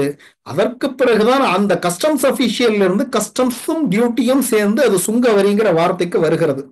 நவீன சுங்கவரி முறைகள் 17, 18வது நூற்றாண்டுகள்ல ஐரோப்பாவில், அதாவது தொழில்துறை முன்னேற்றம் வர வர வருது. மெர்கன்டைலிசம் வந்ததுக்கு பிறகு 16ல இருந்து 18ஆம் நூற்றாண்டு காலத்துல இங்கிலாந்து, பிரான்ஸ், ஸ்பெயின் மாதிரியான நாடுகள் அவங்க நாடுகளோட பொருளாதாரத்தை வளப்படுத்துறதுக்கு இறக்குமதி பொருட்களுக்கு வரி விதிக்க ஆரம்பிக்கிறாங்க. அந்த இங்கிலாந்தினுடைய அந்த நேவிகேஷன் ஆக்ட்ஸ் 1651ல இயற்றப்பட்ட நேவிகேஷன் ஆக்ட்ஸ் வெளிநாட்டு கப்பல்கள்ல இருந்து வருகிற பொருட்களுக்கு கூடுதல் வரி அப்படின்னு விதிக்குது. அதுக்கப்புறம் காலனைசேஷன் நடக்கும்போது அதை வரியை ரொம்ப நெறிமுறைப்படுத்தின அமைப்புகள்ல ஒண்ணு பாத்தீங்கன்னா இந்தியாவில் செயல்பட்ட ஆங்கிலேய கிழக்கிந்திய கம்பெனி. அந்த இந்தியாவில் செயல்பட்ட ஆங்கிலேய கிழக்கிந்திய கம்பெனி நான் ஏற்கனவே வேற ஒரு உரையில சொல்லியிருப்பேன். அந்த ICS, இந்தியன் கம்பெனி சர்வீஸ், இன்றைய IAS அல்லது ஐநாவுக்கு இது பண்ற படிப்பு, இப்படி எல்லாத்தையும் உருவாக்கின முன்னோடி அவங்க தான் சொல்லியிருப்பேன். வரியிலேயே அவங்க ரொம்ப முன்னோடியா இருந்திருக்கிறாங்க. அவங்க வரிகளை ரொம்ப முறைப்படுத்தி இருக்கிறாங்க. 19ஆம் நூற்றாண்டுக்கு பிறகு தொழில் புரட்சியால வேர்ல்டு ட்ரேட் ரொம்ப பெருசா விரிவடையும் போது சுங்க வரி முறைகள் கொஞ்சம் கொஞ்சமா விரிவடையுது. நீங்க இந்த நாட்டினுடைய எல்லைகள்ங்கிறதே பாத்தீங்கன்னா 2 உலகப் போர்களுக்கு நடுவுல தான் அந்த பாஸ்போர்ட் சிஸ்டம் எல்லாம் பெரிய அளவுக்கு முறைப்படுத்தப்பட்டிருக்கும். அதுக்கு முன்னாடி பாத்தீங்கன்னா ஈவன் அமெரிக்காவிலேயே எல்லா மொழி பேசுறவங்களும் இருப்பாங்க. அந்த குடிவர்றதுக்கான விதிகள்லாம் பெருசா இருந்திருக்கல அங்க. அதுலதான் இப்ப ட்ரம்ப் ஆட்சேபிக்கிற சட்டங்கள்லாம் அப்படி வந்தது தானே. அங்க பிறந்தா எங்க குடியுரிமை கொடுத்துறது அப்படிங்கிற நிலைமை அமெரிக்கால இருந்ததெல்லாம். அது மாதிரி அந்த காலகட்டத்தில் இந்த சுங்கவரி முறைகள், அதாவது நாட்டோட எல்லைகள் டிஃபைன்டா இருந்தாதான வரிகள் தான் இருக்கும். அப்படிதான் மாற ஆரம்பிக்குது. 20ஆம் நூற்றாண்டுக்கு பிறகு இந்த பாஸ்போர்ட் சிஸ்டம் எல்லாமும் மாறி நாடுகளுடைய எல்லைகள் தெளிவா வரையறுக்கப்பட்டு இதுக்கெல்லாம் பிறகு சுங்கவரி ஒரு பெரிய இடத்துக்கு வருது. ரொம்ப முக்கியமா 1947ல காட் வருது, general trade on tariffs and general agreement on tariffs and ட்ரேட்ஸ்ன்னு. என்னன்னா அமெரிக்காவில் ஏற்பட்ட கிரேட் டிப்ரெஷன் இருக்கு இல்லையா, உலக பெரும் மந்தம், அங்க தொடங்கி உலகம் பூரா பொருளாதாரத்தை பாதிச்சு அதனால ஏற்பட்டதுல அதுக்கு பிறகு நீங்க உலகம் தழுவிய வணிகத்தை ஒழுங்குபடுத்த வேண்டும் அப்படிங்கறதா அதுக்கான நோக்கம். அதோட அடுத்த வருஷனா 95ல வேர்ல்ட் ட்ரேட் ஆர்கனைசேஷன் வருது, WTO. இந்த வரிகள் இதெல்லாம் என்னன்னு பாத்தீங்கன்னா தொடக்கத்துல அரசாங்கத்துக்கு வருமானத்தை தேடி கொடுக்கறதுக்காக இருந்தது. பின்னாடி உள்நாட்டு தொழில்களை பாதுகாக்கிறது, வணிகத்தை கட்டுப்படுத்துறது, இந்த மாதிரி நோக்கங்கள் சேருது. இதுல பண்டைய காலத்துல உள்ளூர்ல இருக்கிறவங்க அந்தந்த லோக்கல் கவர்மெண்ட்ஸ் அல்லது நம்ம லோக்கல் பாடிஸ் மாதிரி அதை கண்ட்ரோல் பண்ணிக்கிட்டாங்க. இன்னைக்கு வேர்ல்ட் லெவல்ல அக்ரிமெண்ட்ஸ் போட்டு நடத்தப்படுகிறது. இதுல காட்டை பொறுத்த வரையில 1947ல காட்டுக்கு சொல்லப்பட்ட நோக்கம் அல்லது காட்டுக்கு நாம புரிஞ்சுக்க வேண்டிய நோக்கம், அமெரிக்கா மாதிரியான வளர்ந்த நாடுகள், அமெரிக்கா, யூரோப்பியன் யூனியன், இந்த நாடுகள் தொழில்துறையில அவங்க நிறைய உற்பத்தி பண்ண ஆரம்பிச்சிருந்தாங்க. அப்போ மீதி இருக்கிற நாடுகள் அன்னைக்கு பாத்தீங்கன்னா சைனா இந்த டெவலப்மெண்ட்டோட இல்ல. சைனா பிஆர்சியா மாறி அதுக்கு பிறகுதான் இதெல்லாமே. இந்தியா ஒரு பெரிய சந்தை, சைனா ஒரு பெரிய சந்தை. இந்த சந்தைகள் எல்லாம் கொண்டு விற்கணும்னா அங்க அதை ரெகுலேட் பண்ணணும். இந்த மாதிரியான இடம்லாம் இருக்கு. அப்படியான இடத்துல உற்பத்தியை வளர்ந்த நாடுகளுக்கு விற்கிறது தான் உங்களோட நோக்கம். அதுக்கு அங்க வரிகள் தடையா இருக்கு. அப்ப எல்லாரும் வரி எல்லாம் போடக்கூடாது, இதை கட்டுப்படுத்தணும், நீங்க மானியம் கொடுக்க கூடாது. இந்த கண்டிஷன்லாம் அப்ப வந்ததுதான். அப்போ 1950-60களில் அமெரிக்காவோட ஏற்றுமதி ஆட்டோமொபைல்கள், மெஷினரிஸ் இதெல்லாம் ஏசியா அப்புறம் ஆப்பிரிக்காவுக்கெல்லாம் போகுது இந்த காட்னால. ஆனா அந்த வளர்ற நாடுகள்ல இருந்த நிறைய வரி இருந்தது இல்லையா, அதை கட் பண்றதுக்கு தான் இந்த காட் அடுத்தடுத்து பேச்சுவார்த்தைகளை நடத்துது. வருஷ கணக்கில் நடக்கும். அந்த கென்னடி ரவுண்டு 1964 இருந்து 67 வரைக்கும் நடந்தது. திரும்ப டோக்கியோ ரவுண்டு 1973 இருந்து 79 வரைக்கும் நடந்தது. இந்த 2 ரவுண்ட்ல மட்டும் இந்த வரிகள் 100% வரைக்கும் இருந்த இந்த வரிகள் எல்லாம் 35% வரைக்கும் குறைஞ்சிருது. இது வளர்ந்த நாடுகளுக்கு இந்த பொருட்கள் குவியறதுக்கு காரணமா இருந்தது. ஆனா இதே காலகட்டத்தில் என்ன ஆகுதுன்னா, நீங்க ஃப்ரீ ட்ரேடுன்னு சொல்லிடுறீங்க இல்லையா, அந்த காட்டினுடைய பின்னாடி WTO அவங்க சொல்லிக்கிட்ட நோக்கமே ஃப்ரீ ட்ரேடு தானே, எல்லைகள் இல்லாத உலகம் தானே அவங்களோடது. அப்ப எல்லைகள் இல்லைன்னு பிறகு என்ன ஆகும்? ஒரு அமெரிக்கா கம்பெனியே இருக்கு, அவங்க ப்ரொடியூஸ் பண்றதுல பெரும்பகுதியே இந்தியாவில விற்கிறாங்கன்னா என்ன பண்ணுவாங்க? இந்தியாவில ஒரு கம்பெனியை ஆரம்பிப்பாங்க. ஏன்னா அமெரிக்கால கூலி அதிகம், இந்தியாவில கூலி கம்மி. இங்க எல்லாமே கம்மியா மலிவா கிடைக்கும். இங்க சம்பாரிச்சு இங்க தயாரிச்சு இங்க வித்தா சம்பாதிக்கிறது அதிகம். அப்போ நெகட்டிவ் எஃபெக்ட், அதாவது வளர்ந்த நாடுகள் எதிர்பாராத, இல்ல அவங்க புரிஞ்சுக்காத, இல்ல கணிக்க தவறிய எதிர்மறை விளைவுகள் நெகட்டிவ் எஃபெக்ட்னா, இந்த மலிவான உற்பத்தி இருக்கிற இடங்களை நோக்கி மெக்சிகோ, சீனா இந்த மாதிரி நாடுகளுக்கு இவங்களோட ப்ரொடக்ஷன் இடம்பெயர்ந்து போயிடுது. 1980களில் அமெரிக்காவினுடைய ஆட்டோமொபைல் உற்பத்தி மெக்சிகோவுக்கு நகர்ந்தது. அதுக்கப்புறம் இவங்க அந்த USMCA அந்த நாடுகளுக்கான இது போட்டுக்கிட்டாங்க இல்லையா, அந்த 3 நாடுகளுக்கு, அமெரிக்கா, கனடா, மெக்சிகோன்னு. அந்த அக்ரிமெண்ட் படி அங்க இன்னும் கூடுதலா போக ஆரம்பிக்குது. இது அமெரிக்காவோட ட்ரேட் டெபிசிட் 1980ல $13 பில்லியன் இருந்ததை 2023ல $971 பில்லியன் ஆக்கி இருக்கிறதா யுஎஸ்னுடைய சென்சஸ் பியூரோனுடைய டேட்டா சொல்லுது. இந்த மாதிரியான இந்த எல்லா பின்னணிகளையும் சேர்த்து வச்சுக்கிட்டுதான் நம்ம என்ன பார்க்க வேண்டியிருக்குன்னா, இன்றைக்கு ட்ரம்ப்னுடைய அணுகுமுறையை பார்க்க வேண்டியிருக்கு. நான் சொன்னேன் இல்லையா, கொழுக்கட்டை எப்படி அத்திரி பாச்சாவா மாறிச்சுன்னு தெரியாமலே நாம பேசக்கூடாதுங்கிற மாதிரி, ட்ரம்ப் இன்னைக்கு கொழுக்கட்டை எப்படி அத்திரி பாச்சாவா மாறிச்சுங்கிறத மறந்துட்டு, நீ டாக்ஸ் போடுறியா நானும் போடுறேன் அப்படின்னு பேசுறாரே தவிர, டாக்ஸ் எல்லாம் போட மாட்டான், நானும் போடல நீயும் போடலன்னு பேச ஆரம்பிச்சவர் அவர் தான். இதுக்கெல்லாம் போடக்கூடாதுன்னு பேசினவங்க அவங்க தாங்கிறதெல்லாம் ட்ரம்ப் மறந்துட்டு பேசினாருங்கிறதுனால நாம இதோட சேர்த்துதான் யோசிக்க வேண்டியிருக்கு. இப்போ இதை பேசும்போது கூடுதலாக இன்னொரு வரலாறு தேவையா இருக்கு. என்னன்னா அமெரிக்காவுடைய வரலாறு. அமெரிக்கா, இன்றைக்கு இருக்கிற அமெரிக்காங்கிறது தோன்றியதே வரிகளை எதிர்த்து தான். இது நம்மள நிறைய பேருக்கு தெரிஞ்சிருக்கும். அமெரிக்காங்கிறது இங்கிலாந்தினுடைய வட அமெரிக்க கண்டத்துல இருந்த காலனிஸ்ல, குடியேற்றங்கள்ல இங்கிலாந்தினுடைய 13 காலனிகள் அவங்களுக்கு போடப்பட்ட டாக்ஸை எதிர்த்து தொடங்குனதுதான் அமெரிக்க புரட்சியை, அமெரிக்க விடுதலை போராட்டமே அப்படி தொடங்குனதுதான். இந்த 13 காலனிகள் விடுதலை பெற்ற பிறகு மற்ற நாடுகள், ஸ்பெயின், பிரான்ஸ், இவங்க கிட்ட அடிமையா இருந்த அவங்களோட காலனிகள் எல்லாம், அதாவது அவங்க ஆட்கள் போயிருந்தவங்களும் கூட சேர்ந்து போராடி அங்க சேர்ந்துக்கிட்டாங்க. அதனால இந்நேர வரைக்கும் அமெரிக்காவுக்கு ஒரே அபிஷியல் லாங்குவேஜ் கிடையாது. நம்ம ஊர் முட்டாள்களுக்கு சொல்ல வேண்டிய விஷயம், அமெரிக்காவில இந்த மொழிதான் கிடையாது. எந்த பகுதியில எந்த மக்கள் இருக்காங்களோ அங்கு அந்த மொழியில தான் அறிவிப்புகள் வெளியிடப்படும். அங்க ஸ்பானிஷ்ல அறிவிப்பு வெளியிடுவாங்க, பிரெஞ்சுல வெளியிடுவாங்க, எல்லா மொழியிலையும் அங்க அறிவிப்புகள் உண்டு. ஏன்னா எந்தெந்த பகுதியில எந்த மொழி பேசுறவங்க இருக்காங்களோ அத்தனையும் அந்த நாடு அங்கீகரிக்கிறது. காரணம், இப்படியாக சேர்ந்தவங்க தான் அவங்க. நம்ம அமைப்பு கூட அமெரிக்காவை பார்த்தே ஒவ்வொரு கட்டத்திலையும் உருவாக்கப்பட்டதான், தனி கதை இப்ப வேணாம். அப்போ இந்த படத்துல இருக்கிறது டாக்ஸ் ஆன் டீங்கிறது அந்த டவுன்ஷெண்ட் ஆக்ட்ஸ் அல்லது டவுன்ஷெண்ட் டியூட்டிஸ் 1960 63 இருந்து 67 வரைக்கும் போடப்பட்டது. 67 போட்ட வரியை தான் இந்த கார்ட்டூன் சுட்டி காட்டுது. அப்போ இந்த வரி என்ன பண்ணுதுன்னா, இங்க காலனிகள்ல வரி விதிக்கும் உரிமை பிரிட்டிஷ் கவர்மெண்ட்டுக்கு இருக்கு அப்படின்னு அவங்க எஸ்டாப்ளிஷ் பண்ணிக்கிறதுக்காக இந்த வரியை விதிக்கிறாங்க. இன்னொரு பக்கம் இந்த வரிகள்ல வர்ற வருமானத்தை இங்க அட்மினிஸ்டர் பண்றாங்க இல்லையா காலனிகள்ல, அவங்க பிரிட்டிஷ் கவர்மெண்டோடைய ஜட்ஜஸ் அந்த மாதிரி இருக்கிறவங்களுக்கு அதிக சம்பளம் கொடுத்து அவங்க கவர்மெண்ட்டுக்கு லாயலா, அதாவது இங்க இருக்கிறவங்களுக்கு லாயலா இருக்க மாட்டாங்க. அதாவது இங்க இருந்து வரியை வாங்கிக்குவாங்க, இந்த வரியில இருந்து சம்பளம் கொடுப்பாங்க. ரொம்ப சிம்பிளா சொன்னா தமிழ்நாட்டில இருந்து வாங்கிட்டு R.N. ரவிக்கு சம்பளம் கொடுத்துட்டு R.N. ரவி நம்மள அடக்கிற மாதிரின்னு வச்சுக்கோங்களேன். கிட்டத்தட்ட அதே கதை தான் இது. இப்ப இந்த மாதிரியான நிலைமையில அமெரிக்காவில் இருந்த காலனிகள் என்ன முடிவுக்கிறதுனா, நோ டாக்ஸேஷன் வித்தவுட் ரெப்ரசன்டேஷன். எங்ககிட்ட வரி விதிக்கணும்னா எங்களுக்கு ஏதோ ஒரு வகையில முடிவு எடுக்கிற, அரசாங்கத்துல பங்கெடுக்கிற உரிமை வேண்டும். அது ஒரு creation of colonial seats in London, எங்களுக்கு தனி இருக்கைகள் லண்டன்ல கிரியேட் பண்ணுங்க. இல்ல imperial union with Great Britain, இதை தனியா வச்சுட்டு ஒரு யூனியன் கிரியேட் பண்ணுங்க. Or federally representative British parliament with powers of taxation. அதே மாதிரி உங்களுக்கு நீங்க இங்க ஒரு பார்லிமெண்ட்டை கிரியேட் பண்ணி அதுக்கு ஈக்குவலா வச்சுக்கோங்க, ரெண்டு பேரும் பேசிக்குவோம், இங்க டாக்ஸேஷன் பண்ணுவோம். ஏதாவது ஒரு வகையில காலனிகளுக்கு பிரதிநிதித்துவம் வேணும் அப்படின்னு கேட்கிறாங்க. அதையும் பிரிட்டிஷ் கவர்மெண்ட் ஏத்துக்கல. அப்பதான் இந்த படத்துல இருக்கிறது பாஸ்டன் டீ பார்ட்டின்னு நம்ம படிப்போம் இல்லையா, அந்த நீ வரி தானே கேட்கிற, இந்த டீ எல்லாம் நீ கொண்டதை கொட்டுறான்னு நாங்க அது கடல்லையே கொட்டுறாங்க இல்லையா, அந்த பாஸ்டன் டீ பார்ட்டினுடைய ரெப்ரசன்டேஷன் இந்த படம். இதுல தொடங்கி அமெரிக்கா போராடி, அதாவது அமெரிக்கா போராடினா அமெரிக்காவில இருந்த இங்கிலாந்திலிருந்து போன இங்கிலாந்துக்காரர்கள் இங்கிலாந்தை எதிர்த்து போராடி பிரிட்டனுக்கு எதிராகவே போராடி அமெரிக்காங்கிற ஒரு நாட்டை உருவாக்கினார்கள். இந்த நேரத்துல இந்தியாவோட ஒப்பிட வேண்டி இருக்கு. என்னன்னா, ஏகப்பட்ட வரிகள், இந்தியாவில் டாக்ஸ் டெரரிசம்னு சொல்ற அளவுக்கு வரிகள். இப்ப தமிழ்நாட்டில இருந்து வசூல் பண்றது ரொம்ப அதிகம், ஆனா திருப்பி கொடுக்கறது ரொம்ப கம்மி. இதுக்கு நடுவுல நீங்க ஏற்கனவே அமெரிக்காவில் சொன்ன இடத்துக்கு எங்க வந்துருதுன்னா, டாக்ஸேஷன் அதிகம் கம்மியா வர்றதுங்கிற இடத்துக்கு வந்துருது.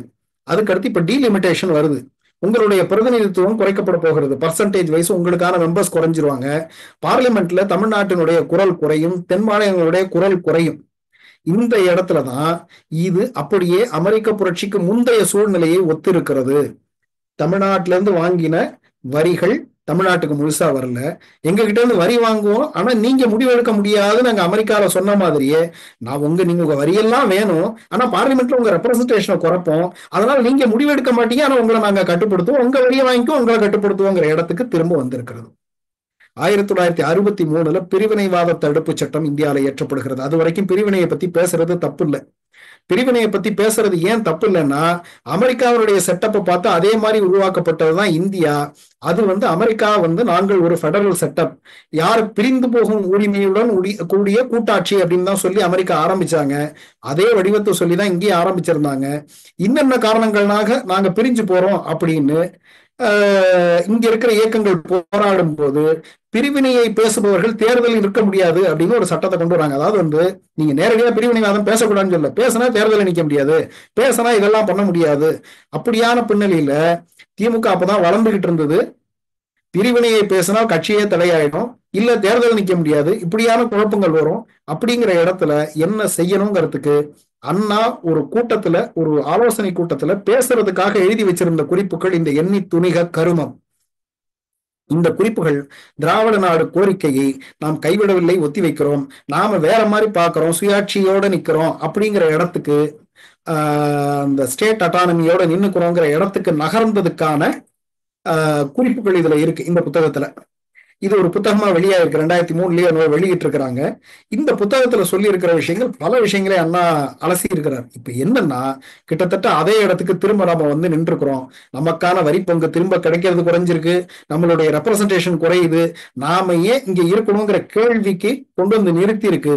இன்றைக்கு யாரும் பிரிவினை கேட்கவில்லைனாலும் என்னவா இருந்தாலும் தாங்கிக்கிறதுக்கு ஒரு எல்லை உண்டு, என்ன வேண்டுமானாலும் நடக்கும் அப்படிங்கிறத புரிஞ்சுக்க வேண்டிய அவசியம் மத்தியில் இருக்க கவர்மெண்ட்டுக்கு இருக்கு.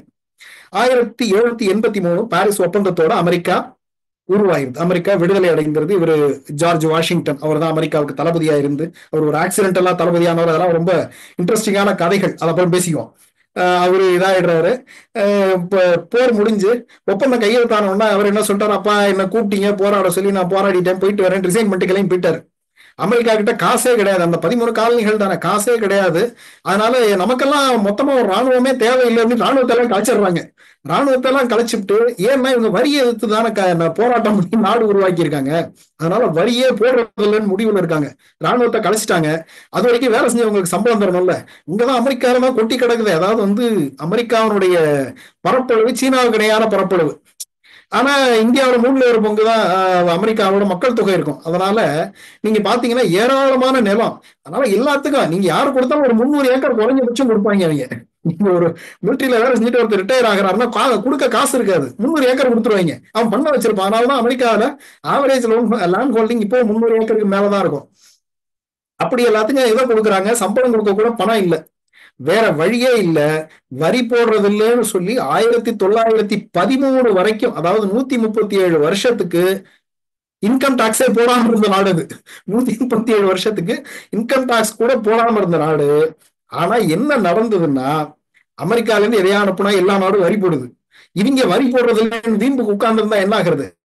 இங்க யூரோப்பியன் யூனியன்ல இருக்கிற எல்லா நாட்டுல இருந்து இவங்களுக்கு பொருள் வருது, அதெல்லாம் இவங்க சும்மா வாங்கிக்கிறாங்க. இவங்க எங்க இருந்து எதா அனுப்பினாலும் எல்லா பொருளும் வரி போடுறான். இவங்களுக்கு என்ன பண்றதுன்னு தெரியல. ஏற்கனவே காசே வேற இல்லையா? அப்படியான நிலைமையில முதல் காங்கிரஸ் கூடின உடனேயே வரியை போட்டுட்டாங்க. அது இறக்குமதிக்கு போட்ட வரிதான். ஆக அந்த வரி டாரிஃப் ஆக்ட் ஆஃப் 1789 இது அமெரிக்காவுக்கு to generate revenue for young government gave some protection to infant industries. அங்க தொடங்கப்பட்டிருந்த புதிய தொழில்களுக்கு ஒரு பாதுகாப்பு கொடுக்க இதுக்கெல்லாம் பயன்பட்டது. ஆனா என்னன்னா நெகட்டிவா இறக்குமதி பொருட்களோட விலை உயர்ந்தது. ரெண்டாவது, சதர்ன் ஸ்டேட்ஸ் விவசாயத்தை சார்ந்து இருந்தாங்க. விவசாய ஏற்றுமதியை பண்ணணும்னா அவங்களுக்கு இது நெகட்டிவா இருந்தது. இதனால அவங்களுக்கு கொஞ்சம் அதிருப்தியும் வந்தது. இதுக்கு அடுத்து 1816 அடுத்த வரி, இது டாரிஃப் ஆக்ட் ஆஃப் 1816. அப்போ 1812 ஒரு போர் முடியுது. அந்த போருக்கு பிறகு பிரிட்டன்ல இருந்து வந்த பொருட்கள் ஏகப்பட்டது அமெரிக்கால குவியுது. அதனால உள்நாட்டு உற்பத்தியை பாதுகாக்கணும்னா வேற வழியே இல்லை, வரி போடணுங்கிற நிலைமை நெருக்கடி வருது. அதனால இந்த வரியை போடுறாங்க. இததான் அமெரிக்காவுடைய முதலாவது தெளிவான தற்காப்பு வரி. அவங்க இண்டஸ்ட்ரியை பார்த்துக்கணும், அதுலயே இருக்கு. ஃபர்ஸ்ட் ட்ரூலி ப்ரொடெக்டிவ் டாரிஃப்ங்கிறது அந்த படத்துல கூட இருக்கு. அப்படின்னு இது பண்றாங்க. அதுல துணி தவிர ஸ்டீல் பொருட்களுக்கு 25% வரி போட்டிருக்கிறாங்க. தொழில் வளர்ச்சி அது அமெரிக்காவில் ஊக்குவிச்சது. வடகிழக்கு மாநிலங்கள்ல அங்க துணி தொழிற்சாலைகள் நிறைய வளர்ந்தன. ஆனா தெற்கு மாநிலங்கள் இதுலையும் பாதிக்கப்பட்டன. அதனால அவங்க எதிர்ப்பு கொடுத்தாங்க. அவங்களுக்கு இறக்குமதி விலை பிரச்சனையா இருந்தது. இதுக்கு அடுத்து 1828 அடுத்த டாரிஃப் வருது. அது வடகிழக்கு மாநிலத்தில் இருக்கிற தொழில்களை பாதுகாக்கிறதுக்காக ஏற்றுறாங்க. ஆனா அப்பயும் இந்த தெற்க இருக்கிற மாநிலங்களுக்கு பாதகமா இருக்கு. அப்படிங்கிறதுனால இது அபாமினேஷன்ஸ் அப்படின்னு சொல்றாங்க. இந்த வரி எண்ணி வரைக்கும் அதே பேர்ல தான் இருக்கு. இறக்குமதி பொருட்களுக்கு 38 45% வரி விதிக்கப்பட்டது. இது பொருளாதார பாதிப்பா? இறக்குமதி விலை உயர்ந்தது. இந்த விவசாயத்தை நம்பி இருந்த சதர்ன் ஸ்டேட்ஸுக்கு அவங்களுக்கு இந்த விலை உயர்வு தாங்கிக்க முடியாததா இருந்தது. இதுல பிரிட்டன் பதிலுக்கு வரி போடும்போது இந்த விவசாய உற்பத்தியிலிருந்து ஏற்றுமதி பண்றாங்க, அவங்களுக்கும் பிரச்சனை ஆயிடுச்சு. இது என்ன ஆச்சுன்னா நல்லிபிகேஷன் கிரைசிஸ் அப்படிங்கிற இடத்துல கொண்டு நிறுத்துச்சு.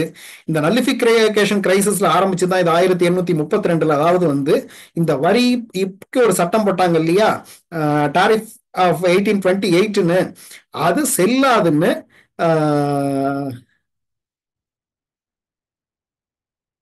சவுத் கரோலினா ஸ்டேட் மட்டும் தனியா ஆரம்பிக்கிறாங்க. இந்த சட்டம் எங்களுக்கு பொருந்தாது, நாங்க எதுக்கு கட்டுப்பட மாட்டோம்னு. இதுல இருந்து தொடங்கின பிரச்சனைகள் தான் 1960களில் அமெரிக்காவினுடைய உள்நாட்டு போரா மாறிச்சு. அந்த உள்நாட்டு போர் அடிமை முறையை ஆதரிப்பது எதிர்ப்பது அது ரெண்டுக்கும் நடையில நடந்ததா வரலாறுகள் சொல்லும். ஆனா பிரச்சனை என்னன்னா இந்த வரிகள் அவங்களுக்கு பிரச்சனையா இருந்தது. அடிமை முறை இல்லைன்னா அந்த விவசாய பொருளாதாரம் சரியா நடக்காதுங்கிற நெருக்கடி இருந்தது. ஆக பொருளாதார காரணிகள் தான் அதுக்கு பின்னாடி இருந்தது. வடக்க வளர்ந்துருந்தது, அவங்க அடிமை முறை வேணான்னாங்க. தெற்க வளரல, அடிமை முறையை வச்சுதான் வளரணும்னாங்க. இது இந்த 2 கட்டங்களும் நாம மார்க்சிய பார்வையில சொல்லுவோம் இல்லையா, அந்த இடத்துல தெளிவான வித்தியாசம், ரெண்டுக்கும் இருந்த வித்தியாசம் இருக்கு இல்லையா. இந்த இடம் முரண்பாட்டுக்கு நின்றது. கிட்டத்தட்ட அமெரிக்கா வளர்ந்து நிற்கிறது, மற்ற நாடுகள் வளருகின்றன அப்படிங்கிற முரண்பாடும் இதே மாதிரியான இடத்துல இப்போ உரசிக்கிறதா கூட சொல்ல முடியும். இதுக்கு அடுத்து மோரல் டாரிஃப் ஆக்ட்ங்கிறது 1861 இது அமெரிக்க உள்நாட்டு போர் ஆரம்பிக்கிறதுக்கு ஜஸ்ட் முன்னாடி அங்க வடக்க இருக்கிற தொழில்களை எல்லாம் பாதுகாக்கணும், போருக்கு நிதி வேணுங்கிறதுக்காக போட்டாங்க. 26% ஆவரேஜ் டாக்ஸ். இது 1864 47% கூட ஆச்சு. ஏன்னா போர் நடக்கும்போது போருக்கு வேண்டிய நிதியை திரட்ட முடிஞ்சது. ஆனா இறக்குமதி குறைஞ்சதுனால வருவாய் எதிர்பார்த்த அளவுக்கு வரல. இரும்பு, எஃகு, அப்புறம் துணி தொழில்கள் வளர்ந்தன. இது அமெரிக்காவின் தொழில்மயமாக்களுக்கு உதவியாகத்தான் இருந்தது. ஆனா நெகட்டிவா என்ன ஆச்சுன்னா, ஐரோப்பிய நாடுகள் பிரிட்டனும் பிரான்சும் ரெசிப்ரோக்கல் டாக்ஸஸ் போட்டாங்க. இது பருத்தி ஏற்றுமதிக்கு திரும்பவும், அதாவது ஏற்கனவே போராடிக்கிட்டு இருக்கிற சதர்ன் ஸ்டேட்ஸுக்கு இன்னும் பிரச்சனைகள் உருவாக்குச்சு. இதுக்கு அடுத்த ரொம்ப முக்கியமான ஆக்ட், இன்றைக்கு ட்ரம்ப்னுடைய டாரிஃப்ஸோட கம்பேர் பண்ணப்படுற ஆக்ட் என்னன்னா ஸ்மூத்-ஹார்லி டாரிஃப் ஆக்ட் ஆஃப் 1930 அப்படிங்கிறது தான். அதாவது கிரேட் டிப்ரெஷன் ஆரம்பிக்கிறதுக்கு முன்னாடி, அதாவது பிரச்சனைகள் ஆரம்பிச்சிருச்சு, நெருக்கடி இருக்கு, அப்படியான நிலையில இந்த சட்டம் இயற்றப்பட்டது. இது விவசாயத்தையும் தொழில்களையும் காப்பாற்றணும்னு ஆரம்பிச்சு அமெரிக்காவில் அவனுடைய இதுவரைக்கும் விதிக்கப்பட்டதிலேயே ரொம்ப அதிகமான வரிகள்ல ஒண்ணுன்னு சொல்லப்படுற வரிகள் ஒரு 20,000க்கும் அதிகமான பொருட்களுக்கு இறக்குமதிக்கு 40% வரி விதிக்கப்பட்டது. இந்த பத்திரிகையினுடைய செய்தி என்ன சொல்லுதுன்னா, smooth-Harley tariff act, how to turn a recession into a depression. வெறும் ரெசஷனா இருந்ததுயா, அதை டிப்ரெஷனா மாத்தினதே இந்த ஆக்ட் தான் அப்படின்னு சொல்ற இந்த சட்டம் இருக்கு இல்லையா, இததான் இன்றைக்கு ட்ரம்ப் செய்யறதோட அமெரிக்கர்கள் கம்பேர் பண்ணிட்டு இருக்கிறாங்கிறது ஒரு முக்கியமான செய்தி. இது என்ன ஆச்சுன்னா, இது என்ன பண்ணுச்சுங்கிறத இந்த ஸ்டாக் மார்க்கெட்டினுடைய ரியாக்ஷன் பார்த்துக்கலாம். மே 28 அன்னைக்கு 1929 மே 28 இந்த டாக்ஸ் இங்கே பாஸ் ஆகுது பார்லிமெண்ட்ல. மார்ச் 24 அன்னைக்கு செனட்ல பாஸ் ஆகுது. இது காங்கிரஸ், அது செனட். ஜூன் 17 அன்னைக்கு அதாவது பிரசிடென்ட் சைன் பண்ணி சட்டமாகுது. அதுக்கு பிறகு அது என்ன வேகத்துல கீழே போச்சுங்கிறதுக்கு நம்ம இங்க பாக்குறோம். அதாவது இது சட்டமாகும் போது கிட்டத்தட்ட அதாவது பர்சன்டேஜை காட்டியிருக்காங்க, அதுல இருந்து 80% வரைக்கும் வீழ்ச்சியை சந்திச்சிருக்கு அப்படிங்கிறது. இதுக்கு பிறகு நடந்த விஷயங்கள் இதை விட்டுருவோம் நம்ம. இதுல 1929 to 33 காலத்துல ஒட்டுமொத்த உலகத்தினுடைய ட்ரேடே 66% குறைஞ்சதா வேர்ல்டு ட்ரேட் ஹிஸ்டாரிக்கல் டேட்டா பேஸ்ங்கிற தரவு மையம் சொல்லுது. அமெரிக்காவுக்கான இறக்குமதி $4.4 பில்லியன் இருந்து $1.4 பில்லியன் குறைஞ்சது, கிட்டத்தட்ட 1/3. அமெரிக்காவிலிருந்து ஏற்றுமதி நடந்துட்டு இருந்ததுல 5.2 பில்லியன்ல இருந்து 1.6, கிட்டத்தட்ட 1/4, அதாவது 1/4 கொஞ்சம் கூடன்னு வச்சுக்கோங்களேன், அவ்வளவு குறைஞ்சு போச்சு. இதுல கனடா, பிரிட்டன், யூரோப்பியன் யூனியன் எல்லாமே ரெசிப்ரோக்கல் டாக்ஸ் போட்டாங்க.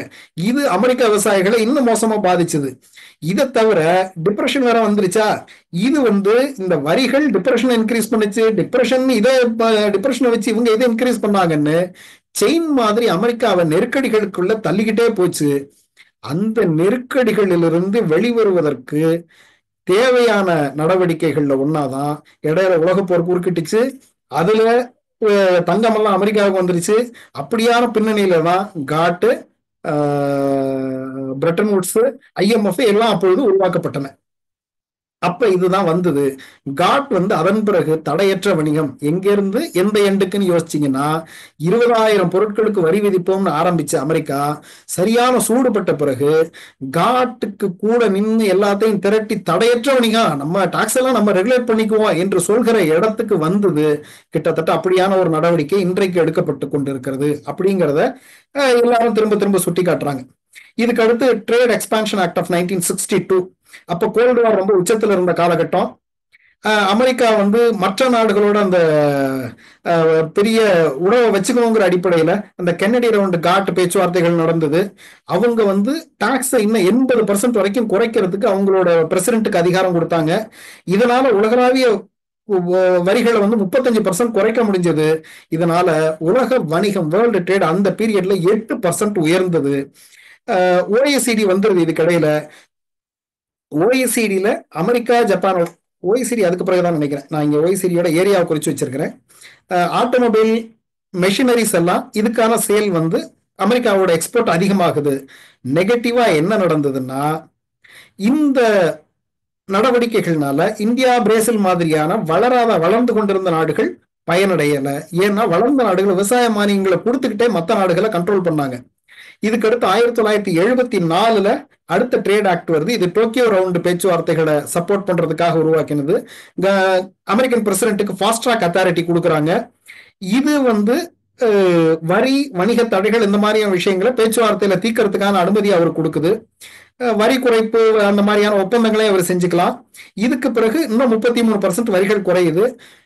இந்த காலகட்டத்துலதான் உலகத்தினுடைய வணிகம் $300 பில்லியன் மிகப்பெரிய வளர்ச்சி அடையுது. அமெரிக்கால இருந்து போயிங் விமானங்களும் மருந்துகளும் ஏற்றுமதி ஆகுது. இதே காலகட்டத்துலதான் அமெரிக்காவிலிருந்து மலிவான உழைப்பு உற்பத்தி, அதாவது ஆசியாவுக்கு இடம்பெயருது எல்லாமே. சீனா, இந்தியா அந்த மாதிரியான நாடுகளுக்கு அமெரிக்காவுடைய கம்பெனிஸ், இந்தியாவுக்கு கூட அதிகம் வரலன்னு நினைக்கிறேன், ஆசியாவில் இருக்கிற பிற நாடுகளுக்கு. இது அமெரிக்காவில் துணி எஃகு தொழில்களை பாதிக்குது. இன்னைக்கும் பாத்தீங்கன்னா துணியில எல்லாம் நம்ம எங்க இருக்கிறோம்னு தெரியும். இது அமெரிக்காவுக்கு பற்றாக்குறையை உருவாக்குகிறது. அமெரிக்காவுடைய பற்றாக்குறை, வர்த்தக பற்றாக்குறை பாத்தீங்கன்னா முதலா நிக்சன் ஷாக்கை கொடுத்தாரு இல்லையா, பிரெட்டன் வூட்ஸை முடிச்சுக்கிட்டு தங்கத்துக்கு மாத்தி தர மாட்டேன்னு, அந்த வருஷத்துல இருந்து தான் அமெரிக்காவுக்கு பற்றாக்குறையே ஆரம்பிச்சிருக்கும். அதுக்கு பிறகு பாத்தீங்கன்னா இந்த சட்டங்கள், இந்த நடவடிக்கைகளுக்கெல்லாம் பிறகு, அதாவது உலக வணிகம் வளர்ந்தது, அமெரிக்காவுக்கு எல்லாம் வளர்ந்தது. ஆனா அமெரிக்காவுடைய ட்ரேட் டெபிசிட் 1980 $13 பில்லியன் உயர்ந்தது, ரொம்ப அதிகம் அந்த காலகட்டத்துக்கு. இதுக்கு அடுத்து 2018 நம்ம ட்ரம்ப் போட்ட டாரிஃப் செக்ஷன் 232ங்கிறது ட்ரேட் எக்ஸ்பான்ஷன் ஆக்ட் 1962 செக்ஷன் 232. அதை பயன்படுத்தி இந்த அலுமினியத்துக்கும் ஸ்டீலுக்கும் வரி போடுறாரு. ஸ்டீலுக்கு 25%, அலுமினியத்துக்கு 10%. இது கனடா, மெக்சிகோ, அதாவது இந்த USMCA இருக்கிறவங்களுக்கும் சேர்த்துதான். Canada, Mexico, European union, China உட்பட. அமெரிக்காவில் இது கொஞ்சம் உள்நாட்டு ஸ்டீல் இண்டஸ்ட்ரியை இன்க்ரீஸ் பண்ணுது, 8% வளருது, ஒரு 12,000 வேலைகள் உருவாகுது. ஆனா கனடா பதிலுக்கு வரி போடுது, யூரோப்பியன் யூனியன் வரி போடுது, சைனா வரி போடுது. இதுல இந்த காரணங்கள்னால ஆட்டோமொபைல் பொருட்கள், கன்ஸ்ட்ரக்ஷன் மெட்டீரியல் எல்லாம் ஒரு 5-10% விலை ஏறிடுது. ஸோ அப்ப இது இன்னும் கொஞ்சம் இன்ஃபிளேஷனை கூட்டுது. இந்த இன்ஃபிளேஷன் பிரச்சனை தான் இப்போ வரைக்கும் அவங்க அந்த இன்ட்ரெஸ்ட் ரேட்டை கூட்டினது, இறக்க முடியாம இருக்கிறது, அந்த இடத்துக்கு கொண்டு நிறுத்தினது இந்த நடவடிக்கை தான். இதுக்கு அடுத்து ட்ரம்ப் போட்டதுக்கு பதிலுக்கு சைனா வரி போட்டோன்னு 2 பேரும் மாத்தி மாத்தி வரி போட்டுக்கிட்டாங்க இல்லையா. இந்த வரிசை இது, அதாவது சீனாவோட நியாயமற்ற வணிக நடைமுறைகள் அப்படிங்கிறார் இவர், யாரு, ட்ரம்ப். என்னன்னா சீனா மானியம் கொடுக்குது, நீங்க அந்த மாதிரியான விஷயங்களை சொல்றாரு. இதுல அன்னி தேதிக்கு அமெரிக்காவினுடைய ட்ரேட் டெபிசிட் $419 பில்லியன். எப்ப 2018 அதை குறைக்கிறதுக்கு முயற்சி பண்றேன் அப்படின்ட்டு சொல்றாரு. ஒரு $550 பில்லியன் மதிப்புள்ள சீனாவில இருந்து வர பொருட்களுக்கு 10-25% வரி போடுறாரு. சீனா திருப்பி $185 பில்லியன் உள்ள அமெரிக்க பொருட்களுக்கு ரெசிப்ரோக்கல் டாக்ஸ் போடுது. இது என்ன ஆச்சுன்னா பழையபடி ட்ரேடு குறையுது, வேர்ல்டு ட்ரேடும் குறையுது. வேர்ல்டு ட்ரேட் 3.9% இருந்து அதோட growth 1.1% குறைஞ்சிருது 2018-19. அமெரிக்காவுக்கும் சீனாவுக்குமான ட்ரேடு குறையுது. இதுல இந்த பிரச்சனைகளுக்கு நடுவுல தான் ஆப்பிள், டெல் மாதிரி கம்பெனி எல்லாம் வியட்நாம், இந்தியாவுக்கு எல்லாம் வர ஆரம்பிக்கிறாங்க. இங்க இருந்து பெரிய அளவுக்கு ஷிஃப்ட் ஆகுறாங்க. இந்த ஷிஃப்ட் ஆகுறதுல செலவு வருது. இது எல்லாம் சேர்ந்து அமெரிக்காவில் இருக்கிற கன்சியூமருக்கு, அதாவது ஆர்டினரி பப்ளிக்குக்கான செலவை ரொம்ப அதிகமாக்குது. இதை தவிர அமெரிக்காவுடைய முக்கியமான ஏற்றுமதியா இருக்கிற விவசாய ஏற்றுமதி பெரிய அளவுல பாதிக்கப்படுது. இந்த இடத்துல இவர் மானியங்கள் கொடுக்குதுன்னு அமெரிக்காவை, சைனாவை குற்றம் சாட்டுறாரு இல்லையா ட்ரம்ப். ஆக மானியத்தை சும்மா ஒரு ஒப்பீடு பார்த்துருவோம். இது 2023 டேட்டா. ஒவ்வொரு வருஷத்துக்கும் எந்த கண்ட்ரி எவ்வளவு மானியம் கொடுக்குதுன்னு சைனாவையும் அமெரிக்காவையும் கம்பேர் பண்ணி இருக்கிறேன் நான். சைனாவுடைய மானியங்கள் ஒரு $400-600 பில்லியன். ஆனா அமெரிக்கா கொடுக்குற மானியம் $1000 பில்லியன், $1 ட்ரில்லியன். இதுல எனர்ஜி கொடுக்கறது சைனா வெறும் 100, அமெரிக்கா $600 மில்லியன் கொடுக்குது. இண்டஸ்ட்ரீஸ்க்கு $200 மில்லியன் கொடுக்குது சைனா, அமெரிக்கா வெறும் $100 மில்லியன் கொடுக்குது. விவசாயத்துக்கு சைனா ஒரு $100 மில்லியன் கொடுக்குது, அமெரிக்கா $30-50 மில்லியன் கொடுக்குது. ரெண்டுக்கு மாற சோர்ஸும் கொடுத்திருக்கிறேன். ஆக ஒன்னும் பெரிய சைனா மட்டும் நிறைய மானியங்களை கொடுத்துருச்சு, நிறைய சப்சிடி கொடுத்து வேலை நடத்துது அப்படின்னு ட்ரம்ப் சொல்ற குற்றச்சாட்டு அடிப்படையில உண்மை இல்லைங்கிறது தான். இதுக்கு பிறகு பேச்சுவார்த்தை வருது. அந்த பேச்சுவார்த்தையில சீனா கிட்ட இன்னொரு $200 பில்லியன் வாங்க அமெரிக்கா ஒத்துக்க வைக்குது. ஆனா அவ்வளவையும் சீனா வாங்கல. என்ன பிரச்சனைன்னா WTOங்கிறத சைனா ரொம்ப கரெக்டா பயன்படுத்திக்கிச்சு. நல்லா தெரிஞ்சுக்கங்க, WTOல சேரக்கூடாதுன்னு இந்தியாவில் இருக்க இடதுசாரிகள் போராடிட்டு இருக்கும் போது ஒரு கம்யூனிஸ்ட் கட்சியால ஆளப்படுகிற சைனா WTOல என்ன சேர்த்துக்க, நீ என்ன கண்டிஷன் போட்டாலும் ஒத்துக்கிறேன் அப்படின்னு பேசி அதை முதல்ல பார்வையாளரா ஏத்துக்கிட்டு சைனா அந்த கண்டிஷன் எல்லாம் நிறைவேற்றின பிறகு அதை மெம்பர் ஆக்குனாங்க. ஆனா அதை மிகச்சரியாக சைனா பயன்படுத்திக்கிச்சு. ஆனா அமெரிக்கா இன்னைக்கு அதை புரிஞ்சுக்காம, அதாவது தாண்டி போன இடத்த திரும்ப போய் ரிவர்ஸ்ல போய் ரீச் பண்ணணும் முயற்சி பண்ற மாதிரியான இடமா இருக்கு. இதுல ரெசிப்ரோக்கல் டாரிஃப்ஸ் இப்ப ட்ரம்ப் போட்டிருக்கிறது 2வது பதவி காலத்துல 2023 $971 பில்லியன் இருந்த அமெரிக்காவுடைய பற்றாக்குறையை குறைக்கணும் அப்படின்னு சொல்லிட்டு ஏப்ரல் 2ஆம் தேதி போட்ட எக்ஸிகியூட்டிவ் ஆர்டர் வழியா போட்ட டாக்ஸஸ். நம்ம ஏற்கனவே டாக்ஸ் ரேட்லாம் நான் படிச்சுட்டேன், அதனால திரும்ப எல்லாம் நான் படிக்கல. ஆனா இந்த வரிகளுடைய விளைவுகள் என்னவா இருக்கும் அப்படிங்கிறதுக்கு பீட்டர்சன் இன்ஸ்டிடியூட்னுடைய மதிப்பு பணவீக்கம் 2-3% உயரும். ஒரு குடும்பத்துக்கு வருஷத்துக்கு ஒரு $3000 கூட செலவாகும். ஆட்டோமொபைல்கள் ஒரு $4300 வரைக்கும் உயரும் அப்படிங்கிறத சொல்றாங்க. இப்போ ரெசிப்ரோக்கல் டாக்ஸஸ் வரும், ட்ரேடு குறையும். டிடி எக்கனாமிக்ஸினுடைய கணிப்பு என்னன்னா, அமெரிக்காவுடைய ஆட்டோமொபைல் சேல்ஸ் இருக்கு இல்லையா, 10.6% குறையும் அப்படின்னு கணிச்சிருக்கிறாங்க. உலகத்தினுடைய ஒட்டுமொத்த ஜிடிபி 3.1% குறையும் அப்படின்னு OECD கணிச்சிருக்குது.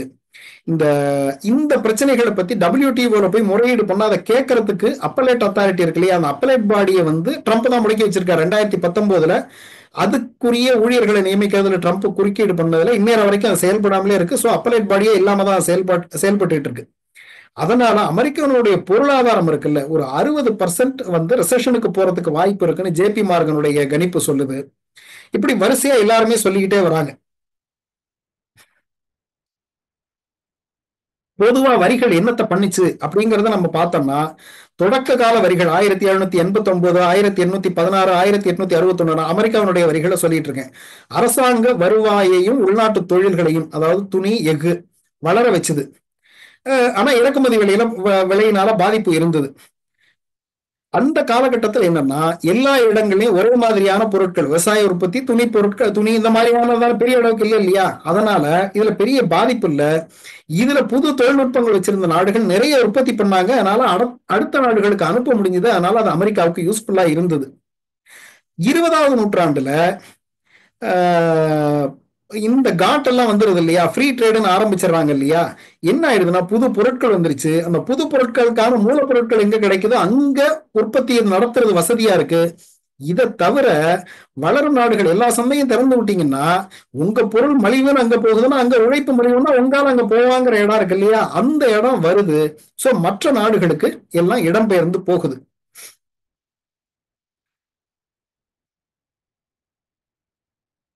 இது அமெரிக்காவுடைய ட்ரேட் சர்ப்ளஸ். இது ட்ரேட் சர்ப்ளஸ். நான் ஏற்கனவே சொன்னேன் இல்லையா, 1971 end of Bretton Woods agreements. Nixon தங்கத்துக்கு இனி நாங்கள் டாலருக்கு பதிலாக தங்கம் தரமாட்டோம், பிரெட்டன் வுட்ஸ் சிஸ்டத்தை நாங்க தற்காலிகமா நிறுத்துறோம்னு சொல்லி அப்புறம் முழுசா மூடி வச்சார் இல்லையா. அந்த காலகட்டத்துல அப்பதான் அமெரிக்காவுக்கு முதல் முறையாக ட்ரேட் டெபிசிட் வருது. இடையில ஒரே ஒரு தடவை 75 சர்ப்ளஸுக்கு போறாங்க. ஆனா அதுக்கு பிறகு தொடர்ந்து ட்ரேட் டெபிசிட் தான். இது 1895 இருந்து எது வரைக்கும் இருக்கு, 2010 வரைக்குமான டேட்டா இருக்கு. அதுக்கப்புறம் ரொம்ப அதிகமா போயிடுச்சு. இதுக்கு அடுத்து 20ஆம் நூற்றாண்டுல தடையற்ற வணிகம், இந்த 1974 இவங்க சொன்னாங்க இல்லையா, அப்ப இந்த உழைப்பு, அதாவது இவங்களோட ப்ரொடக்ஷனும் மற்ற நாடுகளுக்கு போகும்போது அமெரிக்காவுடைய சர்ப்ளஸ்ங்கிறது டெபிசிட்டா மாறுது. அதுதான் இப்ப ட்ரம்ப கவலைக்குள்ளாக்கி இருக்கு. அதுக்கடுத்து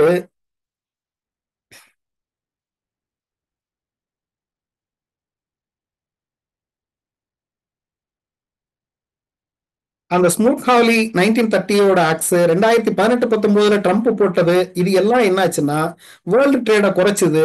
இந்த விளைவு தான் இப்ப 2025 ட்ரம்ப் செஞ்சுக்கிட்டு இருக்கிறதும் ஏற்படுத்தி கொண்டிருக்கிறதுங்கிறதா இப்ப முக்கியமான பிரச்சனை. அதாவது அமெரிக்கா தன்னுடைய உற்பத்தியை, இல்ல வளர்ந்த நாடுகள் அவங்களுடைய உற்பத்தியை விற்கிற வரைக்கும் ஃப்ரீ ட்ரேட்னு பேசுறவங்க இன்னைக்கு அவங்க கிட்ட மத்தவங்களோட உற்பத்தி இவங்க மத்தவங்களை ஒரு மார்க்கெட்டா பார்த்ததுல இருந்து மத்தவங்க இவங்கள மார்க்கெட்டா பார்க்க வரும்போது, உனக்கு வந்தா தக்காளி சட்னி, எனக்கு வந்தா ரத்தம் கதையா இன்றைக்கு அமெரிக்கா குதிக்க ஆரம்பிச்சிருக்குது.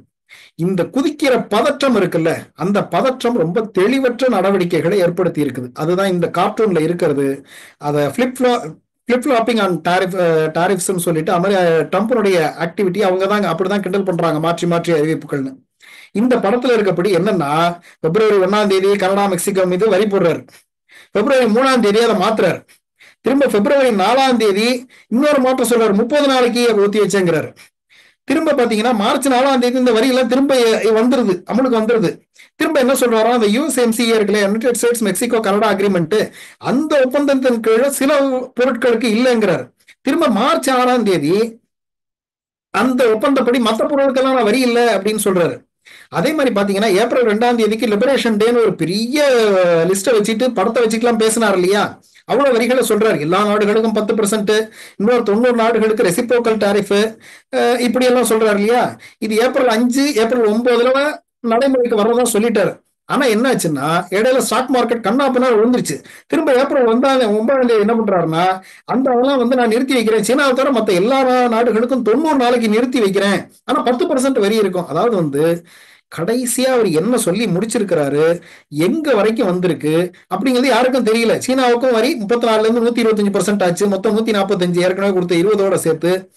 ஏப்ரல் 3ஆம் தேதி ஆட்டோமொபைலுக்கு வரி போடுறாரு. இப்படி வரிசையா போட்டுக்கிட்டே இன்னி தேதிக்கு எங்க இருக்குன்னு கேட்டா, அமெரிக்காவுடைய அரசாங்க அதிகாரிகள் கூட கொஞ்சம் இருங்க செக் பண்ணிட்டு சொல்றேன், கொஞ்சம் இருங்க கேட்டுட்டு சொல்றேன், கொஞ்சம் முன்னாடி ஏதாவது ட்வீட் பண்ணிருக்காங்கன்னு பாக்குறேன்னு சொல்ற இடத்துக்கு சேர்ந்திருக்கு. இப்போ இவ்வளவு பதட்டம் அமெரிக்காவுக்கு வந்திருக்கு இல்லையா, இந்த பதட்டத்துல ட்ரம்ப் பல விஷயங்களை செஞ்சுக்கிட்டு இருக்கிறார். இந்த விஷயங்கள் அமெரிக்காவுக்கு என்ன மாதிரியான விளைவுகளை ஏற்படுத்தும்? இப்ப ட்ரம்ப் இவ்வளவு வரிகளை விதிக்கிறார். இப்ப அப்படியான வரிகளோட பின்னணியில ஒருவேளை சீனா சரி நான் உனக்கு ஏற்றுமதியும் பண்ணல, உங்ககிட்ட இறக்குமதியும் பண்ணல அப்படின்னு முடிவு பண்ணிட்டா என்ன ஆகும்? இல்ல இந்த பிரச்சனைகள்னால உலகத்தினுடைய வேர்ல்டு ட்ரேடு குறையுது இல்லையா, அது அமெரிக்காவை என்ன பாதிக்கும்? இதெல்லாமே இப்ப நம்ம தலைப்புல இருக்கிற கேள்வி. நீங்க அமெரிக்காவோட முக்கியமான ஏற்றுமதி இறக்குமதி நாடுகளை அதுக்கு நம்ம பார்க்க வேண்டியிருக்கு. அமெரிக்காவோட முக்கியமான இறக்குமதி பாத்தீங்கன்னா 2023 அமெரிக்காவோட மொத்த இறக்குமதி $3.1 trillion, US சென்சஸ் பியூரோனுடைய டேட்டா. இதுல ரொம்ப பெரிய பங்கு சீனாவில இருந்து வருது. $247 பில்லியன் சீனால இருந்து வருது, $427 பில்லியன் சீனால இருந்து வருது. வர்றது முக்காவாசி electronic goods, smart phones, computers $150 billion. அதுக்கப்புறம் துணி, அதுக்கு பொம்மை மாதிரி 50 பில்லியன், மெஷினரிஸ் மற்றும் வேற கருவிகள் எல்லாம் ஒரு $80 பில்லியன். இதுக்கு அடுத்து மெக்சிகோ ஒரு $475 பில்லியன். சைனா விட அதிகம். ஆட்டோமொபைல் மற்றும் பாகங்கள் என்னன்னா அமெரிக்கா கம்பெனி அங்க உற்பத்தி பண்ணி இங்க அனுப்புறதெல்லாம் அதுல இருக்கு. எலக்ட்ரானிக்ஸ், அதுக்கப்புறம் விவசாய உற்பத்தி பொருட்கள். கனடால இருந்து $445 பில்லியன். அங்கிருந்து கச்சா எண்ணெய் வருது, எனர்ஜி, ஆட்டோமொபைல்கள் வருது, மரம். ஜப்பான்ல இருந்து ஒரு $150 பில்லியன் ஆட்டோமொபைல்ஸ், அதுக்கப்புறம் மெஷினரிஸ். ஜெர்மனில இருந்து ஒரு $140 மில்லியன், அது ஆட்டோமொபைல்ஸ், அதுக்கப்புறம் மெடிசின்ஸ், கெமிக்கல்ஸ் எல்லாம் வருது.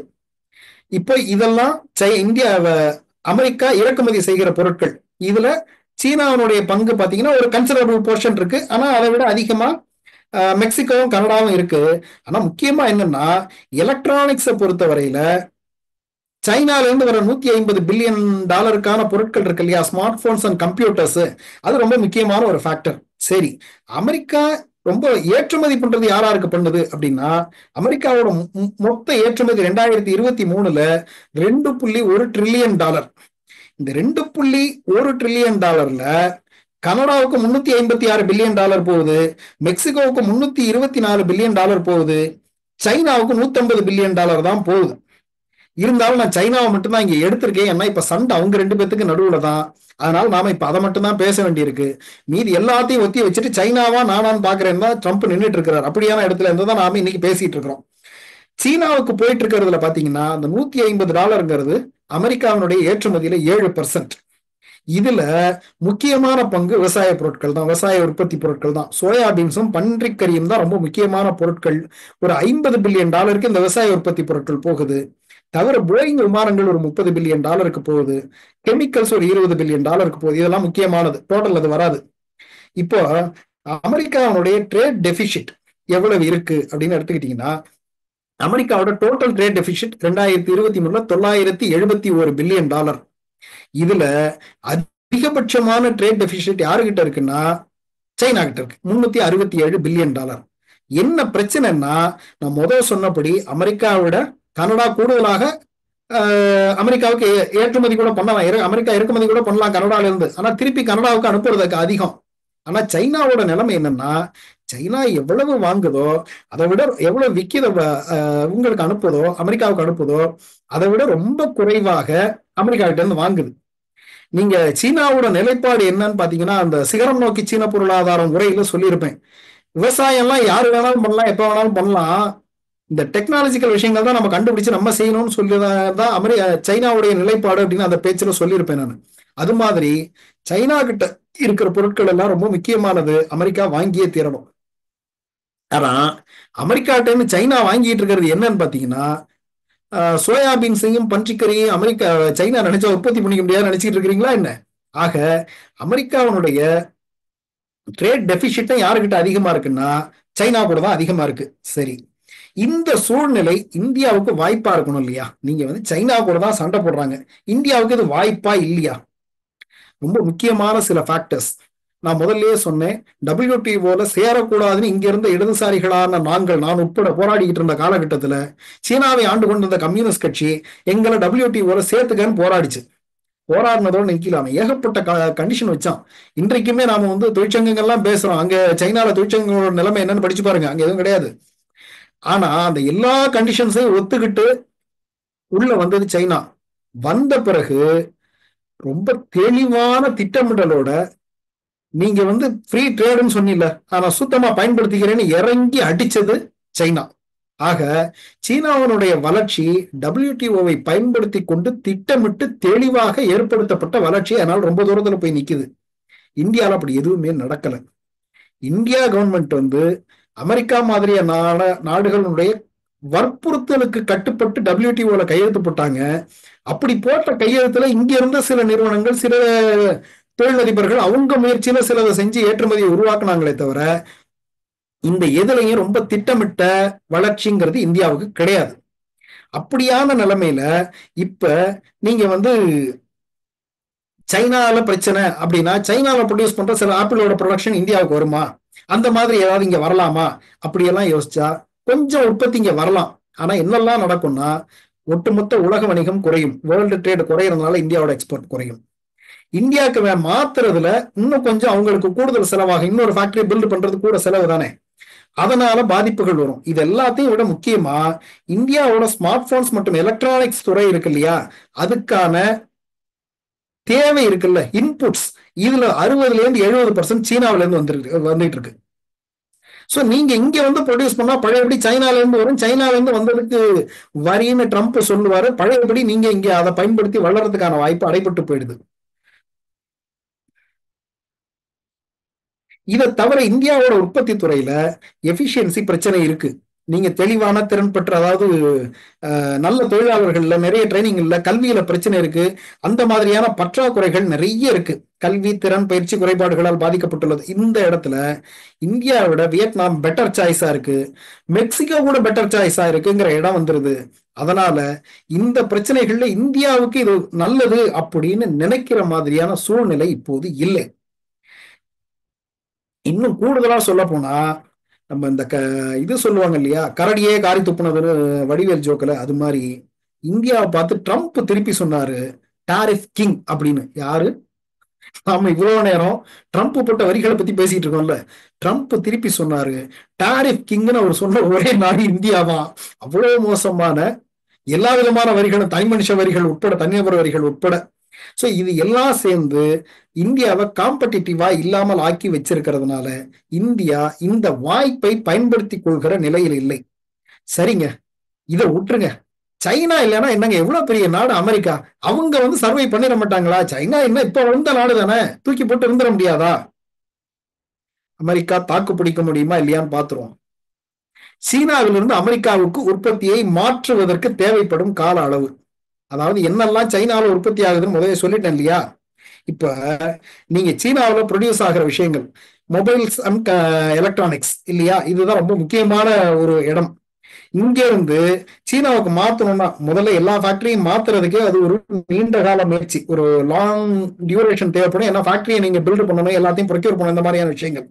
இதுக்கு வந்து இன்ஃப்ராஸ்ட்ரக்சர் வேணும், அதுக்கு அதுல கத்துக்கிட்ட ஸ்கில்டு லேபர் வேணும், இன்வெஸ்ட்மெண்ட் வேணும், இந்த மாதிரியான பல விஷயங்கள். ஆக இதுல துறை வாரியா எந்தெந்த துறைக்கு எவ்வளவு வேணும் அப்படிங்கிறதுக்கு ஒரு கணக்கு எடுத்திருக்கிறேன். நீங்க எலக்ட்ரானிக் ஐட்டம்ஸ் நீங்க இங்க அமெரிக்கா வந்து எல்லாத்தையும் நானே ப்ரொடியூஸ் பண்ணிக்கிறேன் அப்படின்னு சொன்னா அதுக்கான ஃபேக்டரிஸ் அவங்க தொடங்குறதுக்கு ஒரு 5 to 10 வருஷமாவது ஆகும். அப்ப 5 வருஷம் வரைக்கும் நாங்க புது மொபைலே வாங்காம இருக்கோம், அமெரிக்காக்காரன் பூரா இருக்கணுமோ? அதான் நிலைமை. 5 to 10 வருஷம் ஆகணும். அதுக்கு உதாரணம் என்னன்னா,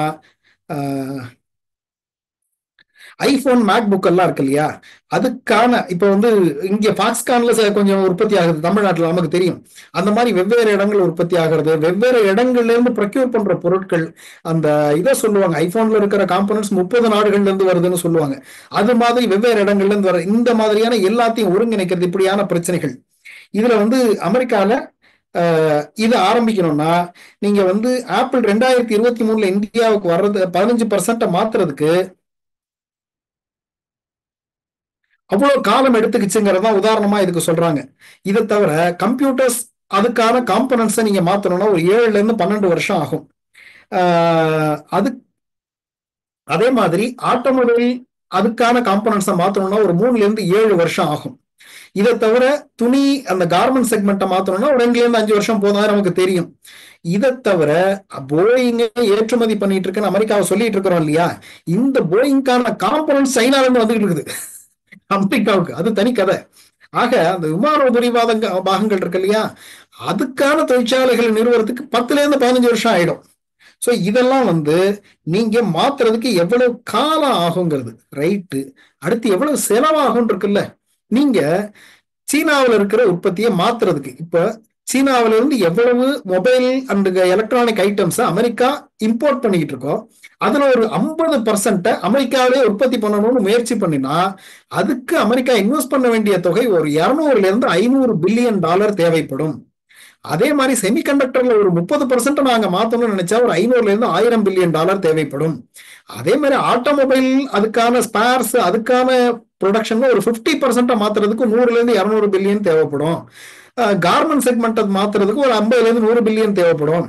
விமான உதிரி பாகங்கள் உற்பத்தியை ஒரு 30% மாத்துறதுக்கு 100 to 300 பில்லியன் டாலர் தேவைப்படும். ரைட்டா? சரி, தேவை ரைட்டு. ஃபேக்டரியை ஆரம்பிச்சிட்டீங்க, இதுக்கு பிறகு அங்க கூலி கொடுக்கணும். நம்ம ஏற்கனவே கூலி கூட இருந்தாலும் இங்க வந்தாங்க இல்லையா? அப்ப அமெரிக்காவில் உற்பத்தி பண்ணினா கூலி கூட வரும்ல சைனாவை விட. அப்ப என்ன ஆகும்? என்னன்னா மொபைல்கள் அதாவது மொபைல் அண்ட் எலக்ட்ரானிக் ஐட்டம்ஸுக்கு கூலி வேறுபாடு 5 பங்கு. சீனாவில் ஒரு மணிக்கு $7, அமெரிக்காவில் ஒரு மணிக்கு $35. அதனால உற்பத்தி செலவுல ஒரு 20 to 30% உயரும். சரி, அடுத்தது கம்ப்யூட்டர்ஸ் அண்ட் செமிகண்டக்டர்ஸ் கூலி வேறுபாடு 5%, செலவு 15 to 25% கூடும். சரி, அடுத்து ஆட்டோமொபைல் அண்ட் ஸ்பேர்ஸ் கூலி வேறுபாடு 4 to 5%, செலவு 10 to 20% கூடும். அதாவது வந்து ப்ரொடக்ஷன் காஸ்ட்ல கூலியோட ரோல் எவ்வளவோ அதை பொறுத்து இது வரும். இதுக்கு அடுத்து கார்மெண்ட்ஸ்ல கூலி வேறுபாடு 5 to 6%, உற்பத்தி செலவு ஆனா 30 to 50% ஆயிடும். ஏன்னா துணி உற்பத்தியில கூலி 50% அளவுக்கு வந்துடும். அதனால கூலி அங்க ரொம்ப பெரிய ரோலை பிளே பண்ணும். அடுத்து விமான உதிரி பாகங்கள் இருக்கு இல்லையா, கூலி வேறுபாடு 4 to 5%, செலவு 10 to 15% ஆகும். ரைட்டா? ஆக நீங்க மாறணும்னு நினைச்சா உங்களுக்கு இவ்வளவு பிரச்சனைகள் வரும். சரிங்க, ரைட்டு. நீங்க இது வரைக்கும் அமெரிக்காவோட பெர்ஸ்பெக்டிவ்ல இருந்து பாத்தீங்க. இப்ப சீனா இல்ல அப்படின்னா என்ன ஆகும்? அதாவது வந்து என்னன்னா, இப்ப நம்ம பேசின எல்லாத்தையும் சேர்த்து சொல்லிக்கிட்டே வந்தீங்கன்னா, இந்த ஓவர் நைட்ல ஒபாமா மாதிரி ட்ரம்ப் நினைச்ச உடனே வரிகளை போட்டு நான் எல்லாத்தையும் எங்க ஊர்ல ஆரம்பிச்சிடறேன், எங்க ஊர்ல எல்லாத்துக்கும் வேலை கொடுக்க போறேன், இங்க சட்டவிரோதமா வந்திருக்க எல்லாத்தையும் விரட்டிட்டு எங்க ஊர்காரனே வேலை வச்சு எல்லாம் வேலைக்கு வச்சு வாங்க போறேன் எல்லாம் சொல்லிட்டு இருக்கிற மாதிரி நடக்காது அப்படிங்கறத நம்ம இதுவரைக்கும் பார்த்த டேட்டா. சோ அமெரிக்காவுக்கு இங்க இருக்கிற உற்பத்திகளை மாற்றணும்னா ஒரு 1 to 2 டீகேட் ஆயிடும். குறைஞ்சபட்சம் ஒரு டீகேட் ஆகும் இல்லையா எல்லாத்தையும் மாத்துறதுக்கு. அடுத்த செலவு அதிகம், உற்பத்தி செலவும் அதிகமாயிடும். இந்த எல்லாம் ரைட்டு. சரி, சீன பொருளாதாரம் சைனீஸ் இடத்துல இருந்து பார்க்கணும் இல்லையா? சீனாவோட ஏற்றுமதியில அமெரிக்காவோட பங்கு அப்படின்னு எடுத்துக்கிட்டீங்கன்னா 2022 எனக்கு இந்த டேட்டா 2022 தான் இருந்தது, மத்த 2023 சொல்லியிருப்பேன். சீனாவோட மொத்த ஏற்றுமதியில 3.59 பில்லியன் டாலர் சீனாவோட மொத்த ஏற்றுமதி. இதுல அமெரிக்காவுக்கு 582 பில்லியன் டாலர், அதாவது 16%. யூரோப்பியன் யூனியனுக்கு 15%, ஏசியானுக்கு 15%, ஜப்பானுக்கு ஒரு 4.8%. அதை தவிர அவங்களுடைய டொமஸ்டிக் மார்க்கெட் இருக்கு இல்லையா, அது ஒரு 2.5 ட்ரில்லியன் டாலருக்கு இருக்கு. இது நம்ம எக்ஸ்போர்ட்டை பத்தி மட்டும் தானே பேசுறோம். இந்த டொமஸ்டிக் மார்க்கெட் 2.5 ட்ரில்லியன்ங்கிறது எக்ஸ்போர்ட் 3/4 2/3 வந்துருது. கவனிச்சு பாத்தீங்கன்னா தெரியும், கிட்டத்தட்ட 2/3 வந்துருதா. அந்த அளவுக்கு அவங்களுடைய டொமஸ்டிக் மார்க்கெட் இருக்கு, ரைட்டா? சோ நீங்க அமெரிக்கா இல்லைன்னா சைனாவால நீங்க கொஞ்சம் வச்சுக்க, நீங்க கொஞ்சம் வச்சுக்க, எல்லாம் குறைச்சு வாங்கிக்கன்னு சொல்லிட்டு டொமஸ்டிக் மார்க்கெட்டு கொஞ்சம் கொடுத்து சமாளிச்சிட முடியும் அப்படிங்கிறது தான் யதார்த்த நிலைமை. அமெரிக்காவுக்கு போறது 582 பில்லியன் டாலருக்கான பொருட்கள். ஆனா உள்நாட்டு சந்தைங்கிறது 2.5 ட்ரில்லியன் டாலருக்கான சந்தை, சீனாவோட ஜிடிபியில 40%. அப்போ அப்படியான நிலைமையில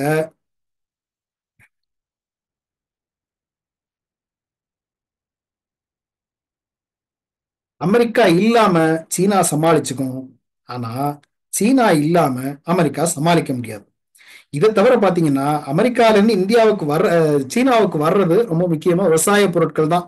இது ரொம்ப முன்னாடி இருந்தே நான் அடிக்கடி சொல்ற விஷயம்தான். சைனாவை பொறுத்தவரை நிலம் முழுக்க அரசாங்கத்தினுடைய கட்டுப்பாட்டுல இருக்கு.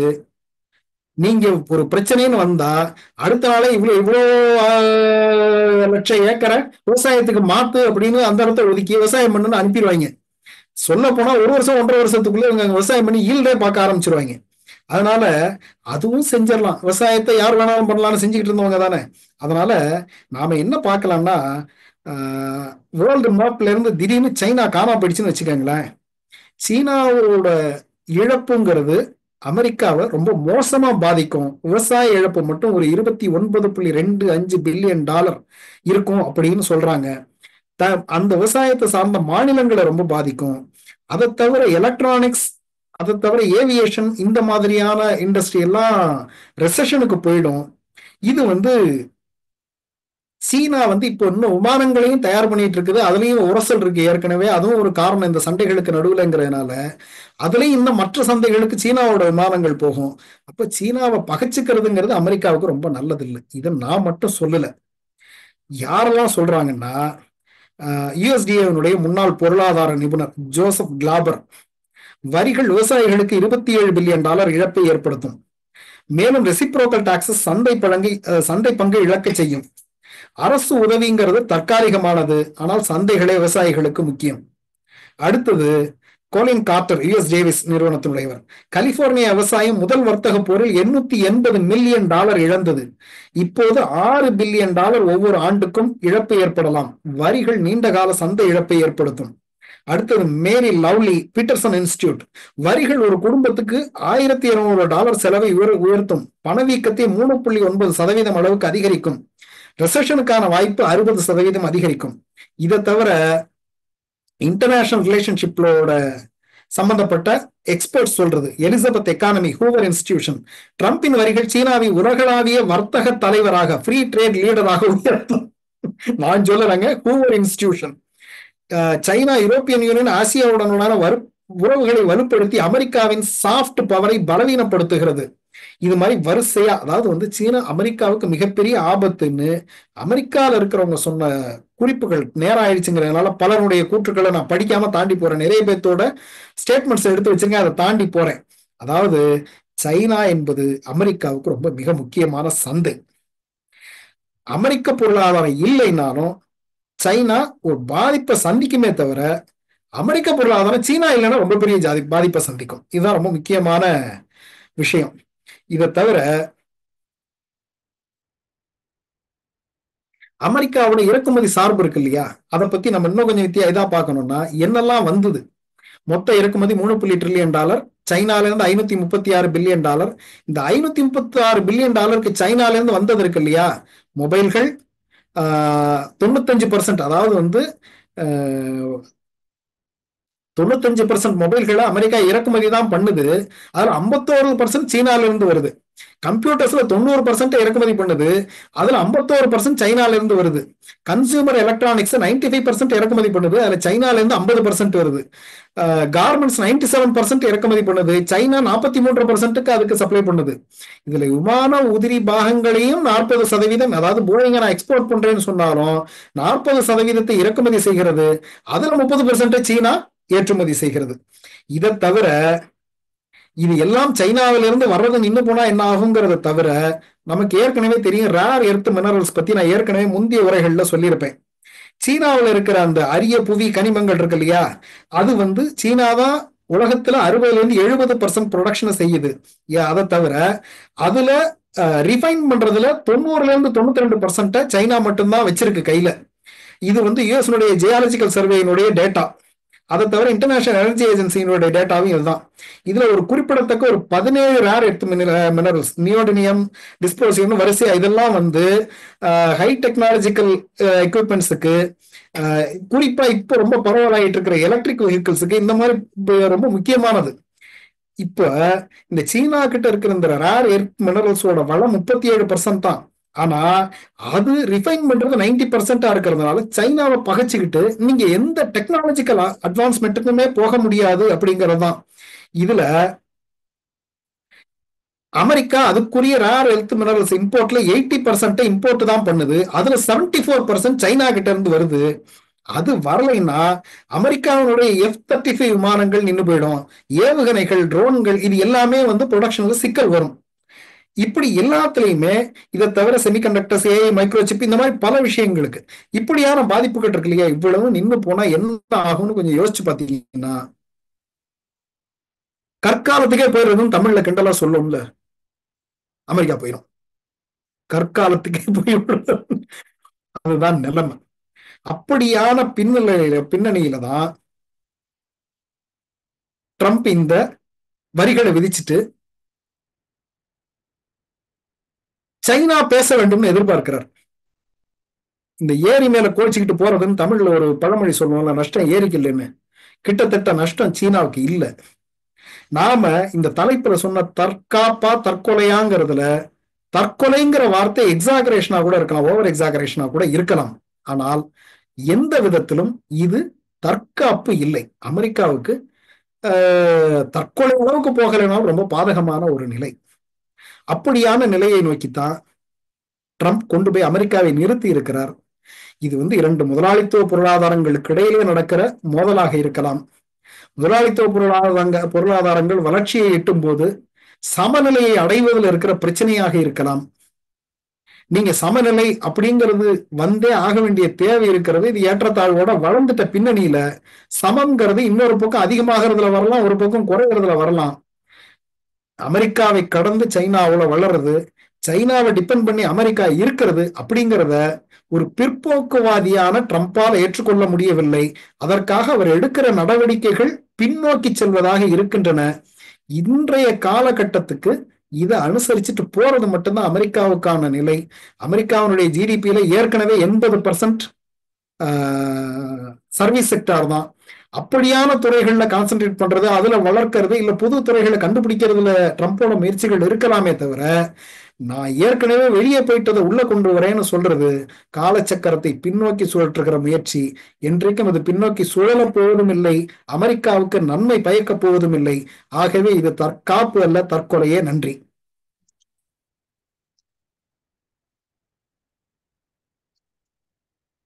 அழிவுக்கடல் மிக சிறப்பான உரை. நான் முதல்ல சொன்ன மாதிரி இது ஒரு ஆய்வு கட்டுரை தான். எத்தனை விஷயங்களை திரட்டிருக்கீங்க, அது திரட்டி கடைசியில் அமெரிக்கா அதனுடைய ட்ரேட், அது மட்டும் இல்லாம தமிழ்நாட்டிலையும் என்ன மாதிரி நடக்குது அப்படிங்கிறதே ஒரு சின்ன விஷயமா கோடிட்டு காட்டியிருக்கீங்க. அது நீங்க கொஞ்சம் சொன்னாலும் அதுல இருக்கக்கூடிய அர்த்தம் ரொம்ப ஆழமானது. அது அந்த மாதிரி ஃபியூச்சர் நடக்கிறதுக்கு காரணமாக நடக்கிறதுக்கான வாய்ப்புகள் அதிகமாக தான் தோணும். தோழர்களே, அடுத்தபடியாக கேள்வி பதில் பகுதி. இந்த முறை பார்த்தோம்னா நிறைய தோழர்கள், புதிய தோழர்கள் வந்திருக்கீங்க. ஸோ நீங்களாம் கொஞ்சம் அறிமுகப்படுத்திட்டு கேள்விகளோ அல்லது நீங்கள் வேற ஏதாவது சொல்ல விரும்புறீங்களோ அதை முதல்ல சொல்லிட்டீங்கன்னா அப்புறம் நம்ம கேள்வி பதில் போகலாம். ஸோ நானே கூப்பிடுறேன் யாராவது தோழர்கள் புதுசாக வந்திருக்கீங்க அப்படிங்கிறத. தோழர் இளங்கோவன் எம் பேச முடியுங்களா? தோழர் இளங்கோவன் எம் அன்மியூட் பண்ணிட்டு பேசுறேன். தோழர் சொல்லுங்க. அது நான் தான். நீங்க தானா? சரி சரி சரி சரி. அடுத்தது வந்து தோழர் எத்திராஜ் கிரீஷ். தோழர் எத்திராஜ் கிரீஷ் பேச முடியுங்களா? அன்மியூட் பண்ணிக்கலாம் தோழர். உங்களுக்கு அன்மியூட் பண்ணிட்டு பேசுங்க. ஜஸ்ட் எதுவும் கேள்வினா கூட ஜஸ்ட் ஒரு இன்ட்ரோடியூஸ் பண்ணிக்கங்க. ஏன்னா நீங்க புதுசா வந்திருக்கீங்க, அதான் சொல்றேன். சரி தோழர் வரல, அடுத்து கூட அப்புறம் கூட ஜாயின் பண்ணிக்கலாம். அடுத்து ஞானகுரு ஐபேட். ஞானகுரு தோழர் எத்திராஜ் கிரீஷ் வந்துட்டாங்க. சரி பேசுங்க பேசுங்க தோழர். தோழர் என் பேர் எத்திராஜ். நான் வந்து விழுப்புரம்ல இருந்து வந்திருக்கேன். விழுப்புரத்துல இருந்து அருகே பேச்சுவார்த்தை தான் ஜாயின் பண்ணுவேன். இப்போ ஒரு 20 மினிட்ஸ் முன்னாடி தான் ஜாயின் பண்ணேன்.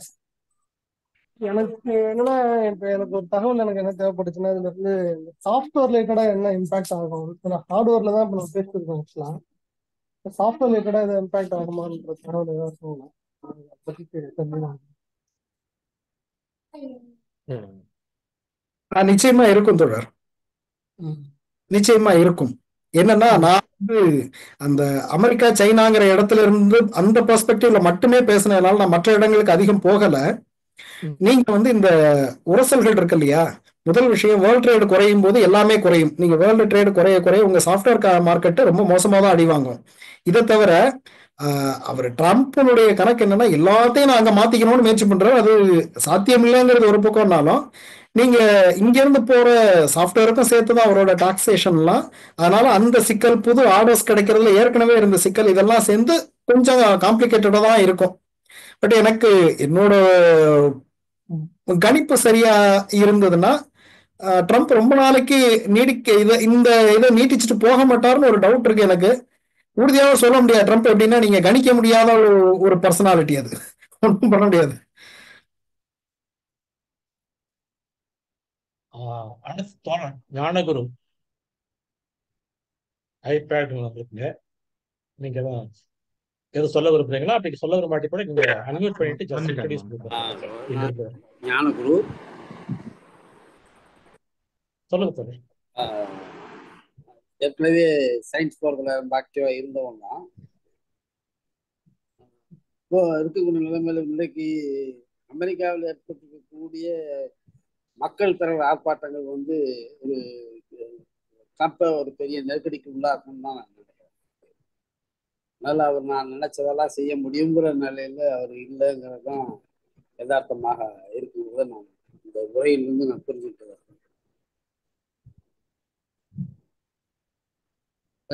நன்றி நன்றி தோழர். கேள்விகள் எது இருக்குங்களா?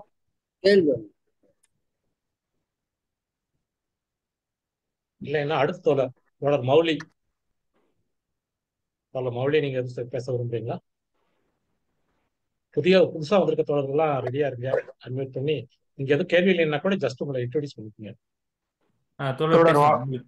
வணக்கம் தோழர், என் பேர் மௌலி. நான் முன்னாடி நிகழ்வுகளை அட்டன் பண்ணிட்டு இருந்தேன் தோழர். கடைசியா ஒரு 5-6 மாசமா அட்டன் பண்ண முடியல. அதான் திருப்பி இன்னிலிருந்து ஜாயின் பண்ணாங்க. கேள்விகள் எதுவும்? ரெட்மி 10 நீங்களே கூப்பிடுங்க. தொடர் வணக்கம் சார். அண்ணாதுரை சென்னையிலிருந்து பேசுறது வேற என்ன? என்னோட தமிழ் ஆசிரியர், கல்லூரியில படிக்கிறப்போ.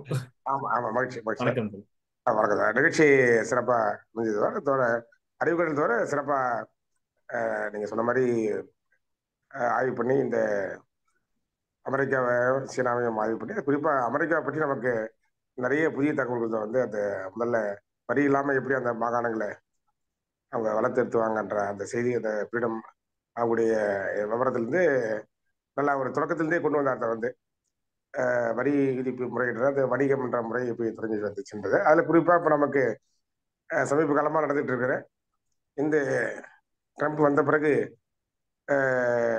சீனா மீது விதிக்கப்படுகிற வரி விதிப்பு முறை இது எல்லாம் எப்படி போகும் அப்படின்றதுல இந்தியாவுடைய இடம் எந்த இடத்துல இருக்குன்றதெல்லாம் அவர் வந்து தெளிவாக சொன்னார்.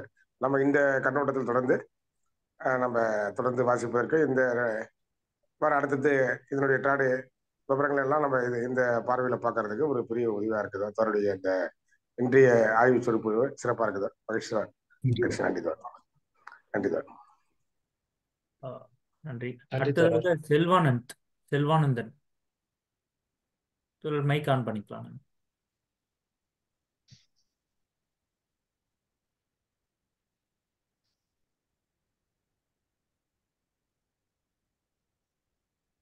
தோழர் செல்வானந்தன் அவங்க வரலன்னா தோழர் சுப்பிரமணியன்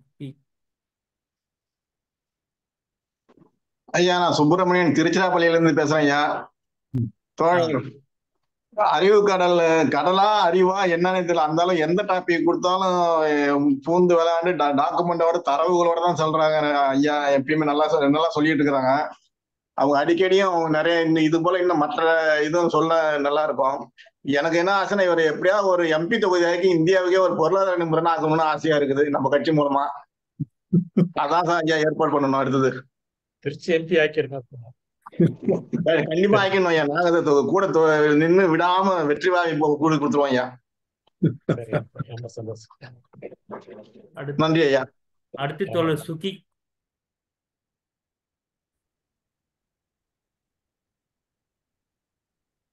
இப்பதான் ஆடியோ இப்பதான் சரி இப்ப கேக்குதா? பேசலாம் தோழர். சரியா இருக்கு. நீங்க இது ட்ரம்ப் கற்காலத்துக்கு தான் போனோம்னு சொல்லிட்டு இருக்கீங்க. அது எனக்கு தெரிஞ்சு ஜார்ஜ் புஷ் காலத்துல இருந்தே அமெரிக்கா கற்காலத்துக்கு தான் போயிட்டு இருக்கு. அது ஒன்றும் சொல்லுவாங்களா அலை முன்னோட்டம் பின்னோட்டம். உலகத்திலேயே நிறைய இப்போ பாசிச சிந்தனைகள்லாம் 1930 மாதிரி போயிட்டு தான் இருக்கு. ஸோ இதுல இப்போ சில எலக்ட்ரானிக் துறையில இப்போ இது செயற்கை நுண்ணறிவு அதுலலாம் கொஞ்சம் அட்வான்ஸ்மெண்ட் நடந்திருக்கு விஞ்ஞானபூர்வமா. பட் மொத்த சராசரியா பாத்தீங்கன்னா கற்கால நோக்கி தான் போயிடுதுன்னு தோணுது.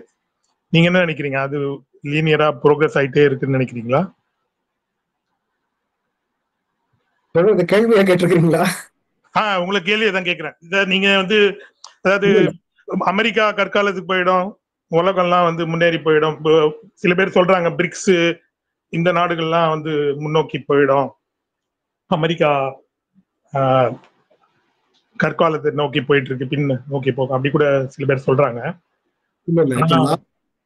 அமெரிக்காவோட வளர்ச்சியை பாத்தீங்கன்னா இப்போ ஒரு சிட்டிசன்ரி ஒரு இது வளர்ச்சி எல்லாம் பாத்தீங்கன்னா இன்னும் பெட்டரா தான் இருக்கு. யூரோப் பாத்தீங்கன்னா யூரோப் தான் அமெரிக்காவோட பின்னோக்கி கலாச்சார ரீதியா இருக்குதுன்னு தோணுது. ஏன்னா அங்க பாத்தீங்கன்னா ஒரு நாட்டு உரிமை கூட இப்போ கேள்விக்குள்ளாகுது யூரோப்ல அதிகமா. இங்க அமெரிக்கால பாத்தீங்கன்னா ரெண்டு கட்டம் ஒரு நிலைமை இருக்குது. ஆனா வளர்ந்த சமுதாயமா தான் இருக்கு. ஒரு சிட்டிசன்ரின்னு பாத்தீங்கன்னா இல்ல பாத்தீங்கன்னா இப்போ இந்தியா சைனாலாம் பாத்தீங்கன்னா கலாச்சார ரீதியா ரொம்ப பின்தங்கி தான் இருக்கு.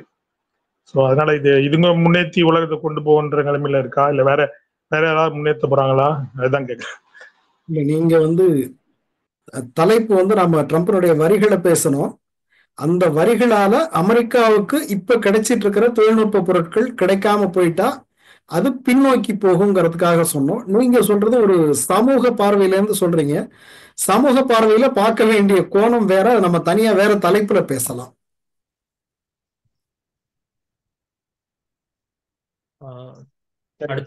நன்றி. வேற தோழர்கள் தோழர் செல்லசாமி வந்திருந்தாரு. மதுரையில அவருக்கு போயிட்டாருங்க, இல்ல போயிட்டாரு. வேற தோழர்கள் ஏதாவது கேள்விகள்? தோழர் பாலா தோழர், நீங்க தான் இந்த தலைப்பையே எடுத்து சொன்னீங்க, நீங்க பேசுங்க. தோழர் அறிவுக்கடலுக்கு மிக்க நன்றி. உண்மையிலே ஒரு சிறந்த ஆய்வு கட்டுரை தான் தோழர் குமரன் சொன்ன மாதிரி. அருமையான தகவல்கள்.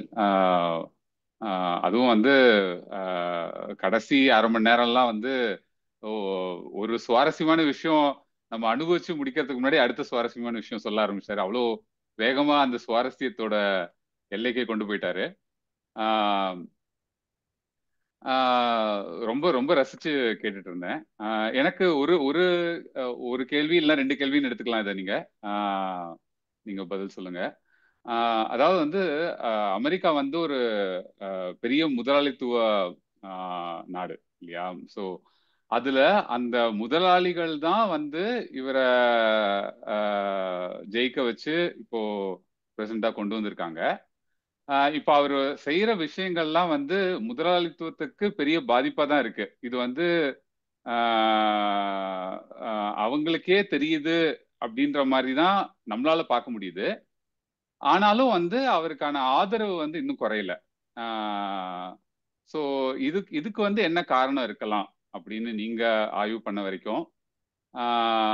இது அதாவது வந்து இப்போ இந்த பொருளாதார நிபுணர்கள்லாம் வந்து இது வந்து இவ்வளவு மோசமா இருக்கும் அப்படின்னு இவ்வளவு சொன்னாலும் அங்க இருக்க பெருமுதலாளிகள் நிறைய பேர் வந்து அவர் பண்றது சரின்னு நம்புறாங்களே.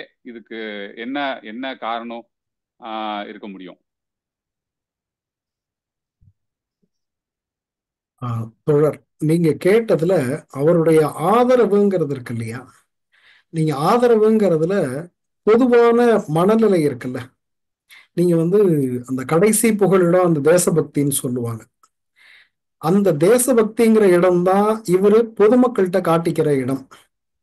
இதை தாண்டி என்னோட இந்த ஸ்டடியில நான் இங்க சொல்ல தவிர்த்தது இல்ல தேவைப்படலைன்னு விட்டது பாத்தீங்கன்னா, ட்ரம்பனுடைய முதல் ஆட்சி காலத்துல அவர் எடுத்த நடவடிக்கைகள்ல அவரோட பிசினஸஸ்க்கு என்ன லாபம் வந்தது, அவரோட தனிப்பட்ட பிசினஸ்க்கு.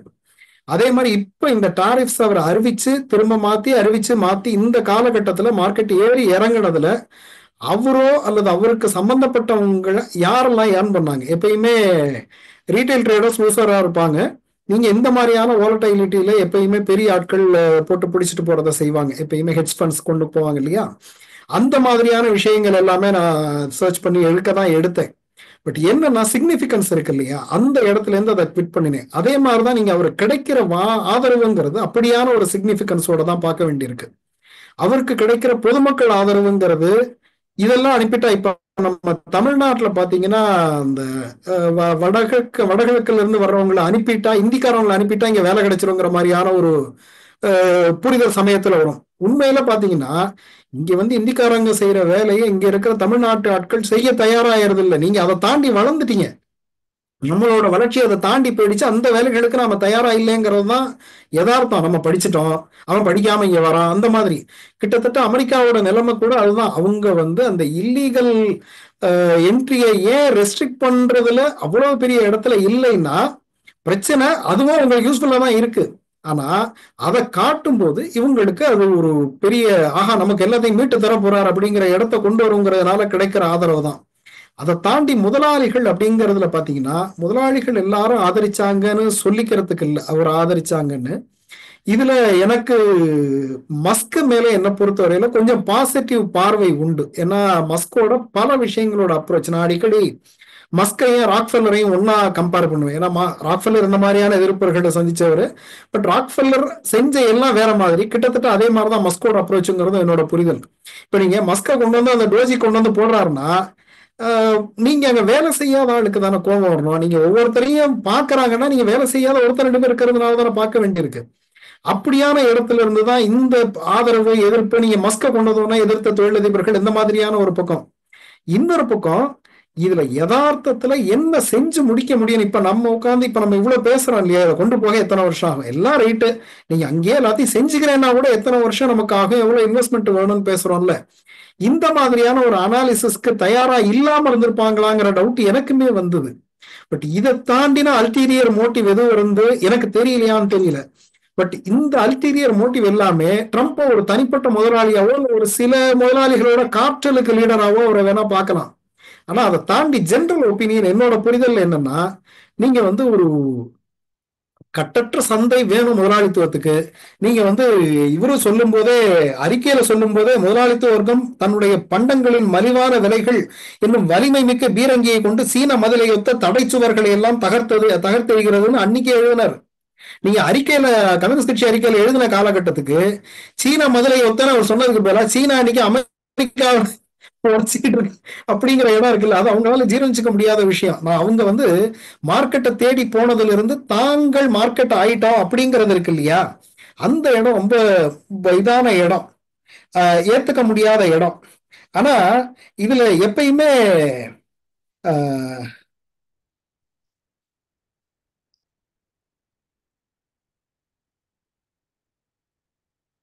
அதாவது இதுல எழுதும்போது அந்த 47ல கம்யூனிசத்தின் கோட்பாடுகள் அதுல சொல்லியிருப்பார். இதனால் வரையில் உற்பத்தி சக்திகள் அனைவருக்கும் போதுமான அளவுக்கு உற்பத்தி செய்யும் நிலைக்கு ஒருபோதும் வளர்ச்சி அடையவில்லை என்பது கண்கூடு. தனியார் சொத்துடைமை உற்பத்தி சக்திகள் மேலும் வளர்ச்சி பெறுவதற்கு ஒரு தலையாகவும் தடைக்கல்லாகவும் ஆகிவிட்டது அப்படின்பாரு எங்கல்ஸ். நீங்க இப்ப சைனாவை பிரேக் பண்ணி நீங்க அதாவது அந்த சைனாவோட குரோத் இருக்கு இல்லையா, அது இது எல்லாத்தையும் பிரேக் பண்ணதுங்கிறதா என்னோட புரிதல். அமெரிக்காவை பொறுத்தவரையில அதனுடைய வளர்ச்சி ஒரு பக்கத்துக்கு போயிடுச்சு. நீங்க நமக்கு தெரிஞ்சபடி ஒரு தனி நாட்டுல சோசியலிசம் வர முடியாது. நீங்க புரட்சிக்கான முன்னிபந்தனைகளான எல்லாமே வரணுங்கிற இடத்துல எல்லா இடத்துக்கும் அது வளரணும். அமெரிக்காவுக்கு இணையா மற்ற நாடுகள் வளர்றதோ அது வளர்றது அட் தி காஸ்ட் ஆஃப் அமெரிக்காங்கிறத இவங்களால ஜீரணிச்சுக்க முடியல. இப்படிதான் நான் பாக்குறேன் நான். அதாவது முதலாளித்துவத்தினுடைய உள் முரண்பாடுகள் இதானே இது தவிர நீங்க இதுல நாம வெளிப்படையா பாக்குற மாதிரி ட்ரம்புக்கு தனிப்பட்ட முறையில கிடைத்த லாபங்கள், அவருக்கு உதவியாக இருக்கிற முதலாளிகள், இல்ல அவர் ஆதரிக்கிற பொதுமக்கள், இந்த இடங்கள் எல்லாமே இம்மெட்டீரியல். நீங்க இங்க நடக்கிறது முதலாளித்துவம், அது ஒரு சமநிலையை நோக்கி போகணும், உச்சபட்ச சமநிலையில போய் முடியணும். அந்த இடத்தை நோக்கி போறதுல இடையில நடக்கிற விஷயங்கள்ல அதை ஏத்துக்க முடியாம பழசுக்கும் புதுசுக்குமான முரண்பாடுகள், அதுல வர்ற மோதல்கள், அப்படிதான் நான் பாக்குறேன் இதை. அதனால இது என்னன்னா அதுக்குள்ளேயும் இது ஒரு சமரசத்துக்கு போய் அது தன்னைத்தானே தீர்த்துக்கிற அந்த தன் பிரச்சனையை தானே தீர்த்துக்கிற வேலையே அதை செய்யும். அதனால்தான் ட்ரம்ப் எவ்வளவு நாளைக்கு இதுல ஸ்டிக் ஆன் பண்ணுவாருங்கிற டவுட்டையும் சேர்த்து நான் கிளப்பினேன். சிறப்பான பதில். தோழர் 7 மணி ரொம்ப நேரம் வெயிட் பண்ணிட்டு இருக்காரு. ஆமா, 7 மணிக்கு கேள்வி கேளுங்க. தயவு செஞ்சு கேள்வி கேளுங்க. உங்கள் கருத்துக்கள்லாம் நீங்க ஏதாவது விளக்கணும்னு சொன்னா அடுத்த மீட்டிங்ல நீங்க பேசுங்க, உங்களை அழைக்கலாம். இந்த மாதிரி மீட்டிங் பேசுங்க. தோழர் 7 மணி அன்மியூட் பண்ணிட்டு பேசுங்க. இல்ல நான் பேசல. தோழர் பேசுங்க தோழர். நான் பேசல. சரிங்க தோழர். தோழர் வேற தோழர் சிவா தோழர் பேசுறாங்க. தோழர் சிவா பேசுங்க. ஒரு நிமிஷம் தோழர், அன்மியூட் பண்ணிக்கோங்க. சிவா தோழர் அன்மியூட் பண்ணிட்டீங்களா? சிவா தோழர் அன்மியூட் பண்ணிக்கோங்க. ஹலோ, வணக்கம் தோழர். என்னுடைய கேள்வி 2 தான். இந்த போட்டியில இந்தியாவுடைய பங்களிப்பு என்ன, எப்படி செயற்பாடு எப்படி இருக்க போகுது, இதுல ரஷ்யாவுடைய பங்களிப்பு எந்த வகையில இருக்கும், ஏதாவது கிடைக்குமா? மற்றபடி தோழருடைய அத்தனை பதிவு முழுக்க கேட்டு நான் அருமையா இருந்துச்சு. நல்ல ஒரு தகவல்களோட நல்லா இருந்துச்சு. ஆனால் நம்ம விவாதிக்கிறதுக்கு இன்னும் இருக்குது. ஏன்னா நான் டெய்லி தினமும் அந்த செய்தி பார்த்துட்டு இருக்கிறேன். சீனாவில் என்ன நடக்குது, அமெரிக்காவில் என்ன நடக்குது. இப்போ தோழர் ஏன் ட்ரம்புக்கு ஆதரவுன்றது மக்களுடைய செய்தியை நான் பார்க்குறேன். இப்போ கேள்வியை மட்டும் கேட்க சொன்னதால கேள்வியை மட்டும் கேட்கிறேன் தோழர். ஓகே, நன்றி. தோழர், இந்தியாவினுடைய நிலையை பத்தி நான் உரையிலேயே சொன்ன இடையில இந்தியா பயன்படுத்திக்கிற இடத்துல இல்ல. இந்தியாவோட நிலைமை என்னன்னா, உரையில சொன்னதை விட கூடுதலா சொல்லணும்னா, என்னோட புரிதல் இந்தியா வளர்ந்துட வேணான்னு முயற்சி பண்ற ஒரு கவர்மெண்ட் இருக்கிறதா எனக்கு தோணுது. என்னன்னா, நீங்க அந்த பழைய வர்ணாசிரம அடிப்படையிலான கட்டமைப்புகள் நீடிக்கணும்னா உங்களுக்கு வளர்ச்சி இருக்கக்கூடாது. நீங்க குண்டு சட்டுகளே குதிரை ஓட்டிக்கிட்டு எல்லாருமே எல்லா வயல்ல வேலை செய்யணும், சாமின்னு கும்பிடணும், அந்த இடம் இருக்கணும்னா தொழில் வளர்ச்சியோ இன்னும் வேகமான பொருளாதார வளர்ச்சியோ இருக்கவே கூடாது. பொருளாதார வளர்ச்சி வந்துட்டா நீங்க அடுத்ததை நோக்கி போயிடுவீங்க, இந்த ஏற்றத்தாழ்வுகள் போயிடும். இந்த அரசாங்கம் எனக்கு என்னவோ இவங்க போட்டிருக்கிற கண்ணாப்புனான்னு வரி, டாக்ஸ் டெரரிசம், ட்ரம்பே கிண்டல் பண்ற அளவுக்கான டாக்ஸ், அப்படியான நிலைமைகள். தினம் ஒரு வீடியோ வருது, நான் என்னோட சம்பளத்துக்கு வரி கொடுத்துறேன், திரும்ப வாங்கிட்டு வந்த பணத்துல செலவு பண்ண போனா அங்கே இத்தனை வரி வாங்குறாங்க, இதுக்கு வரி அப்படின்னு வரிசையா போடுறது. அதாவது திரும்ப திரும்ப திரும்ப டாக்ஸேஷன் இருக்கு அப்படிங்கிற மாதிரியான தனி நபர்களுக்கானதுல ஆரம்பிச்சு தொழில்களுக்கு வர்ற இடையூறுகள் வரைக்கும் எல்லாமே நிறைய பேசப்படுது. எந்த முதலாளிக்கும் அவங்க ஆதரவெல்லாம் இருக்கலாம், அம்பானி அதானியை தவிர்த்து.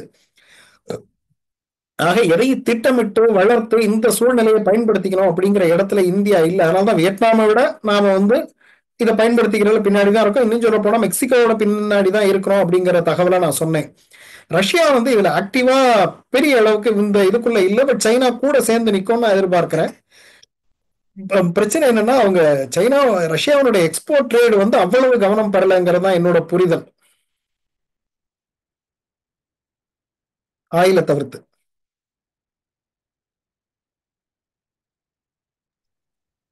வேற தோழர்களுக்கு எதுவும் கேள்விகள் சந்தேகங்கள் இருக்குங்களா? வேற கேள்விகள் சந்தேகங்கள் நான் ஒரு கேள்வி கேட்கிறேன். சொல்லுங்க. இப்ப அமெரிக்காவில் இருக்கக்கூடிய பிகெஸ்ட் ப்ரொடக்ஷன், அவங்க மொத்த ஏற்றுமதி அத்தனை விட இருக்கக்கூடிய பெரிய ப்ரொடக்ஷன் வந்து டாலர் நோட் பிரிண்ட் பண்றது. ஏன்னா அது உலக கரன்சியா இருக்குது. அதனால வந்து அந்த இண்டஸ்ட்ரி வந்து பெருசு. அவங்க எவ்வளவு கடை வாங்கினாலும் சரி, என்ன பண்ணாலும் சரி, அதை எல்லாம் பிரிண்ட் பண்ணி சமாளிச்சுக்கலாம். ஸோ இது வந்து இந்த ட்ரேடை வந்து எப்படி பாதிக்கும்? அமெரிக்காவுடைய ட்ரேட் டெபிசிட் இருக்கு இல்லையா, ட்ரேட் டெபிசிட்டை பொறுத்தவரையில போன வருஷம் $971 பில்லியன். இது வந்து வருஷம் இன்க்ரீஸ் ஆகிட்டே இருக்கு. என்னன்னா 2018 ட்ரம்ப் வந்து இத பிரச்சனை நான் வந்து குறைக்க போறேன்னு சொல்லும்போது $418 பில்லியன் 2018. இன்னைக்கு வந்து 7 வருஷம் ஆயிருக்கு. இப்ப நிலைமை என்னன்னா $971 பில்லியன். இந்த $971 பில்லியன் இந்த ட்ரேட் டெபிசிட் இருக்கு இல்லையா, சைனாவை பொறுத்தவரை அவங்களுடைய ட்ரேட் சர்ப்ளஸ், இதெல்லாம் கடனா மாறுறதுதான். இந்த கடன்கள் என்ன வடிவத்தில் இருக்குன்னா அமெரிக்காவுடைய ட்ரெஷரி பாண்ட்ஸா இருக்கு. இன்னி வரைக்கும் அமெரிக்காவுடைய ட்ரெஷரி பாண்ட்ஸுக்கு வேல்யூ இருக்கு. ஏன்னா நிறைய டிரான்சாக்ஷன்ஸ் அதுக்குள்ள மட்டும்தான் இருக்கு. இந்த இடத்துல அந்த அமெரிக்க டாலருடைய வேல்யூ குறையணும்னா அமெரிக்க டாலரோட ஆதிக்கம் குறையணும். அது இருக்கிற வரைக்கும் இது ஓடும். இந்த இடத்துலயே இப்ப ஒரு டிஜிட்டல் கரன்சிய, ஒரு யூனிஃபைடு கரன்சிய சைனா முயற்சி பண்ணிட்டு இருக்கு. அந்த கரன்சி ஒருவேளை சக்சீட் ஆகி நீங்க இன்டர்நேஷனல் ட்ரேட்ல அதுதான் நிக்குதுனாலோ, இல்ல ஒரு காமன் கரன்சிக்கு இப்ப நீங்க ஜான் மெய்னார்ட் கீன்ஸ் பேங்க் கார்னு ஒண்ணு ரெக்கமெண்ட் பண்ணார் இல்லையா, பிரிட்டன் வுட்ஸுக்கு முன்னாடியே, அமெரிக்கா தானே மாட்டேனுச்சு. அந்த மாதிரியான ஒரு காமன் கரன்சிங்கிறது கரன்சியா பிரிண்ட் பண்ணணும்னு அவசியம் இல்லை, இனிமேல்லாம் யூனிட் மட்டும்தான்.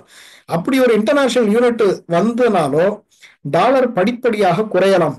டாலருடைய மதிப்பு குறையதான் அமெரிக்கா வந்து இந்த சமநிலைங்கிற இடத்துக்கு வரணும். ஒரு சமநிலையை கோட் பண்ண இல்லையா, அதை நோக்கி போக வேண்டிய தேவை இருக்கு. அமெரிக்காவால் அதை ஏத்துக்க முடியலன்னு அந்த இடத்துக்கு அது வரும். ஏற்கனவே யூரோ வந்தது, இருந்தாலும் நீங்க பெட்ரோல் டாலரை ரீப்ளேஸ் பண்ண முடியல.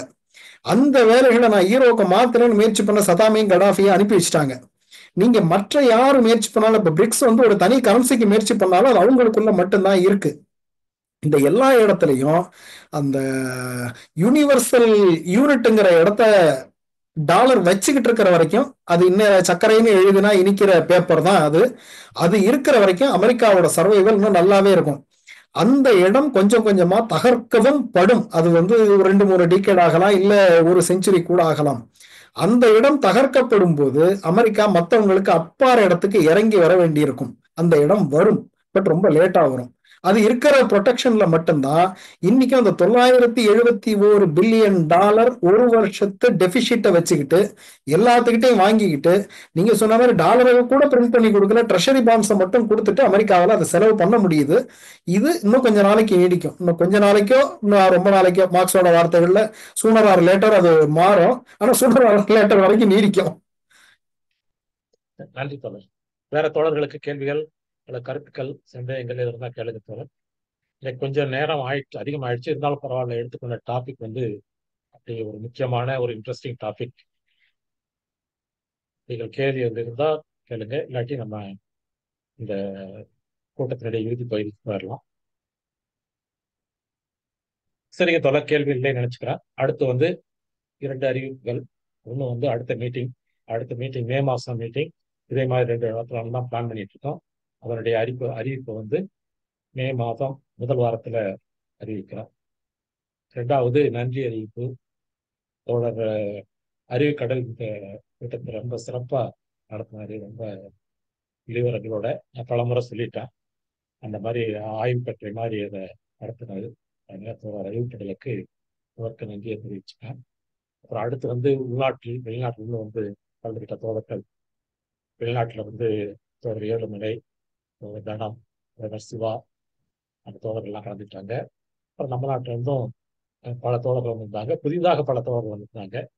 அதுக்கு முக்கிய காரணமா நினைக்கிறது வந்து இந்த தற்காப்பா தற்கொலையா அப்படிங்கிற அந்த டாபிக் தான் நினைக்கிறேன். ஸோ ரொம்ப சிறப்பா இருந்துச்சு. கலந்து கொண்ட தோழர்கள் அனைவருக்கும் மிக்க நன்றி. அதே மாதிரி இதை அமைச்சு கொடுத்த இந்த ஜூம் மீட்டிங் அதெல்லாம் ஆர்கனைஸ் பண்ணக்கூடிய வெல்மின் இடத்தினுடைய நிறுவனர் உரிமையாளர் அதோட தினேஷ்க்கும் நன்றியை தெரிவிச்சுக்கிறோம். நன்றியை தெரிவித்துக் கொண்டு இந்த கூட்டத்தை இனிதே நடத்தி கொடுத்த அனைவருக்கும் நன்றி. நன்றி.